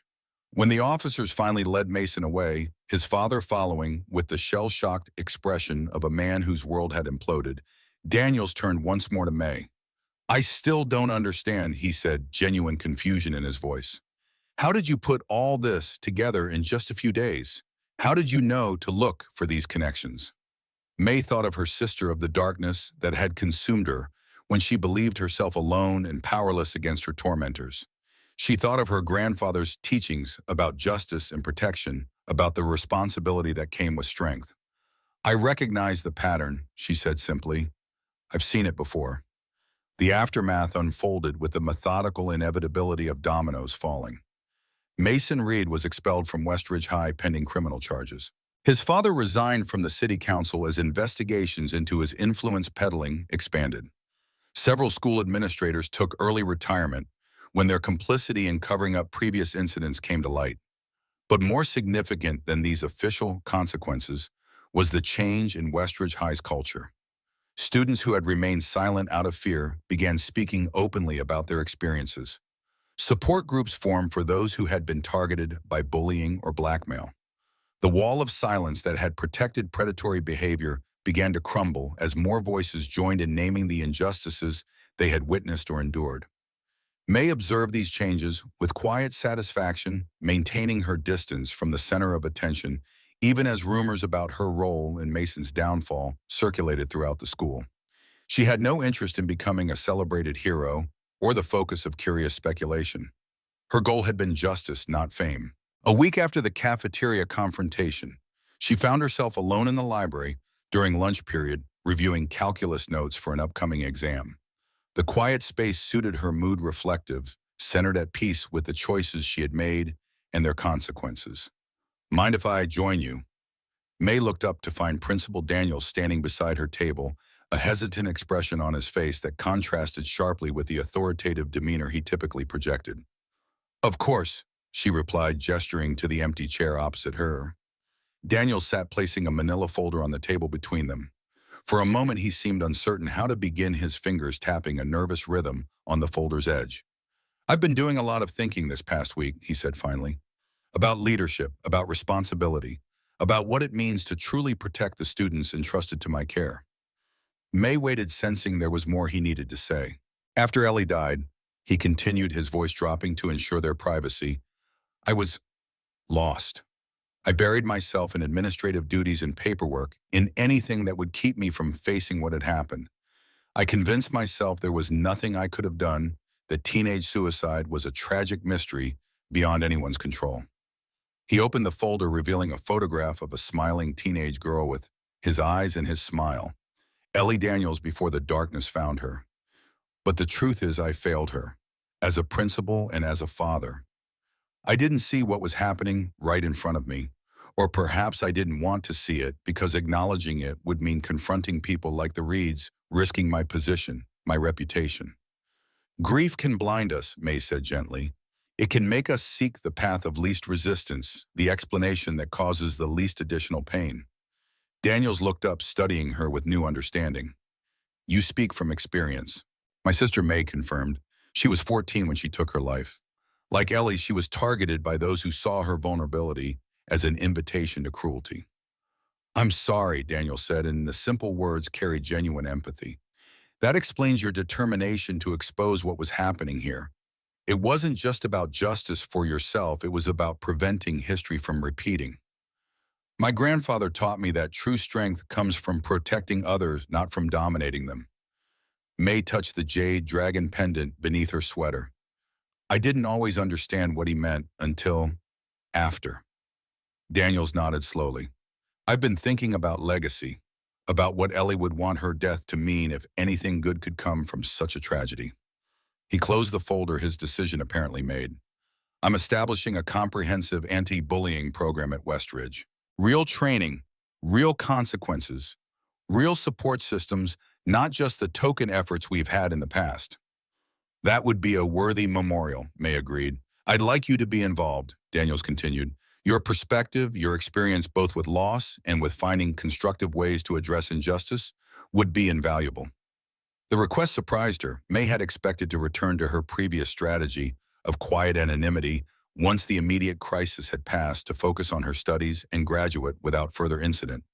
"I'm not sure I'm the right person," she began. "You're exactly the right person," Daniels insisted. "You saw what others missed. You took action when others remained passive. You found a way to expose the truth without resorting to the same tactics used against you."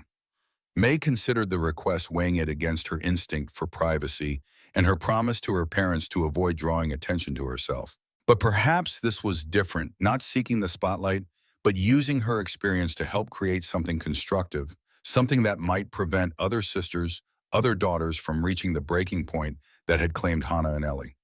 "I'll help," she decided. "But I'd like to suggest including others as well. Olivia Chen, for instance. And there are students who witnessed Mason's behavior for years without having the power to stop it. Their insights would be valuable too." "Agreed," Daniel said, seeming genuinely pleased by her acceptance. "This needs to be a community effort, not just an administrative directive." He rose to leave, then paused. "Your sister, what was her name?" "Hannah." May said, the name still carrying its weight of loss and love. "Then perhaps we call it the Hannah Ellie Initiative," Daniel suggested, "if that would be acceptable to you and your parents." The unexpected gesture touched May deeply. Her sister's memory honored not through revenge or retribution, but through prevention and protection. It felt right, aligned with the principles her grandfather had instilled in her. "I think Hannah would like that," she said softly. "I think she would want her story to help others find their voice before it's too late." As Daniels left, May remained at the library table, a sense of completion settling over her. The battle she had fought at Westridge High hadn't been about personal vindication or even justice in the narrowest sense. It had been about breaking a cycle of silence and fear, about creating space for truth to emerge. Her grandfather would have approved. 3 weeks later, May sat cross-legged on the floor of her bedroom, the evening light casting long shadows across the walls. Before her, her grandfather's shrine remained a center of calm in a world of constant change, the incense smoke rising in thin, graceful spirals toward the ceiling. Beside the shrine, she had placed a small, framed photograph of Hannah, not the formal school portrait her parents kept in the living room, but a candid shot of her sister laughing during a family picnic, her face alive with joy and possibility. It was how May chose to remember her not as a victim, but as the bright, sensitive girl she had been before the darkness found her. The house was quiet, her parents at a community meeting where Principal Daniels was presenting the framework for the Hannah Ellie initiative to parents and local officials. They had been surprised when May first told them about the program, uncertain about having their daughter's name associated so publicly with the tragedy they had tried to leave behind in Portland. But as they learned more about what had happened at Westridge, about Mason Reed's systematic abuse and the institutional failures that enabled it, they had come to see the value in breaking the silence that too often surrounded such issues. Their initial reluctance had transformed into cautious support, then into genuine advocacy as they recognized the potential for positive change. May's phone chimed with an incoming text from Olivia. Just left the first peer support meeting. 5 new students showed up. It's working. A small smile touched May's lips as she read the message. The changes at Westridge continued to unfold, sometimes in surprising ways. The peer support group had been Olivia's idea, a safe space where students who had experienced bullying or harassment could share their stories without fear of judgment or reprisal. With proper training and adult supervision, it was becoming a powerful resource for those who had previously suffered in silence. Alex Chen had found his own path toward redemption, working with the school's technology department to develop better safeguards against the types of digital harassment Mason had employed. His knowledge of how such systems could be exploited made him uniquely qualified to help prevent similar abuses in the future. Even Trevor Mitchell, a junior who had initially positioned himself to replace Mason in the school's social hierarchy, had ultimately chosen a different approach after witnessing the community's rejection of the old power dynamics. He had redirected his considerable charisma toward organizing school events that deliberately included students from all social groups, breaking down the rigid boundaries that had previously defined Westridge's culture. May's own role remained relatively low profile, providing guidance and perspective to the initiative while maintaining her focus on academics. Her reputation had evolved from the dangerous new girl to something more nuanced, respected, rather than feared, acknowledged, rather than celebrated. It was a balance she found comfortable, allowing her to fulfill her grandfather's vision of strength in service to others without sacrificing the privacy and focus she valued. Rising from her meditation position, May moved to the window that overlooked their small backyard. The evening had brought a clear sky after days of rain, the stars emerging like distant lanterns against the deepening blue. In Japan, her grandfather had told her there was a tradition of lighting lanterns to guide the spirits of the departed home during Obon, the festival of ancestors. Perhaps in their own way, the changes at Westridge served as lanterns for Hannah and Ellie, not guiding them home, but illuminating the path for others who might otherwise be lost in the same darkness that had claimed them. May touched the jade dragon pendant at her throat, drawing strength from its connection to her grandfather and all he had taught her.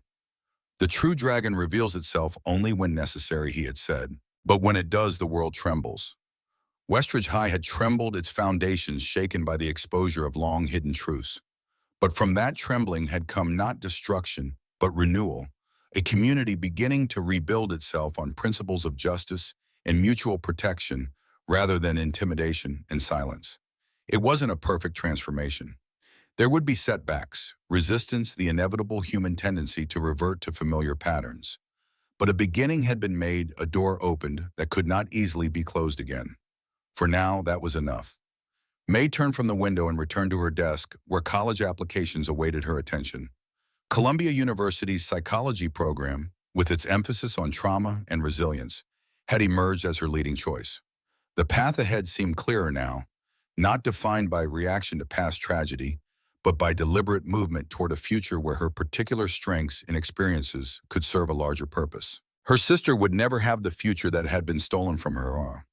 Ellie Daniels would never graduate, never attend college, never fulfill the potential that had been extinguished too soon. But perhaps their legacies could live on in the lives touched by the initiative that bore their names, in the spaces made safer by the light their stories had cast on darkness. As night settled fully over the quiet Ohio neighborhood, May worked steadily on her applications, her movements precise, her focus complete. The jade dragon pennant gleamed in the lamplight, a reminder of where she had come from and who she had chosen to become. Not a victim seeking vengeance, not a warrior seeking glory, but a protector standing between vulnerability and predation. A guardian of balance in a world too often defined by power and its abuses. The true dragon revealed.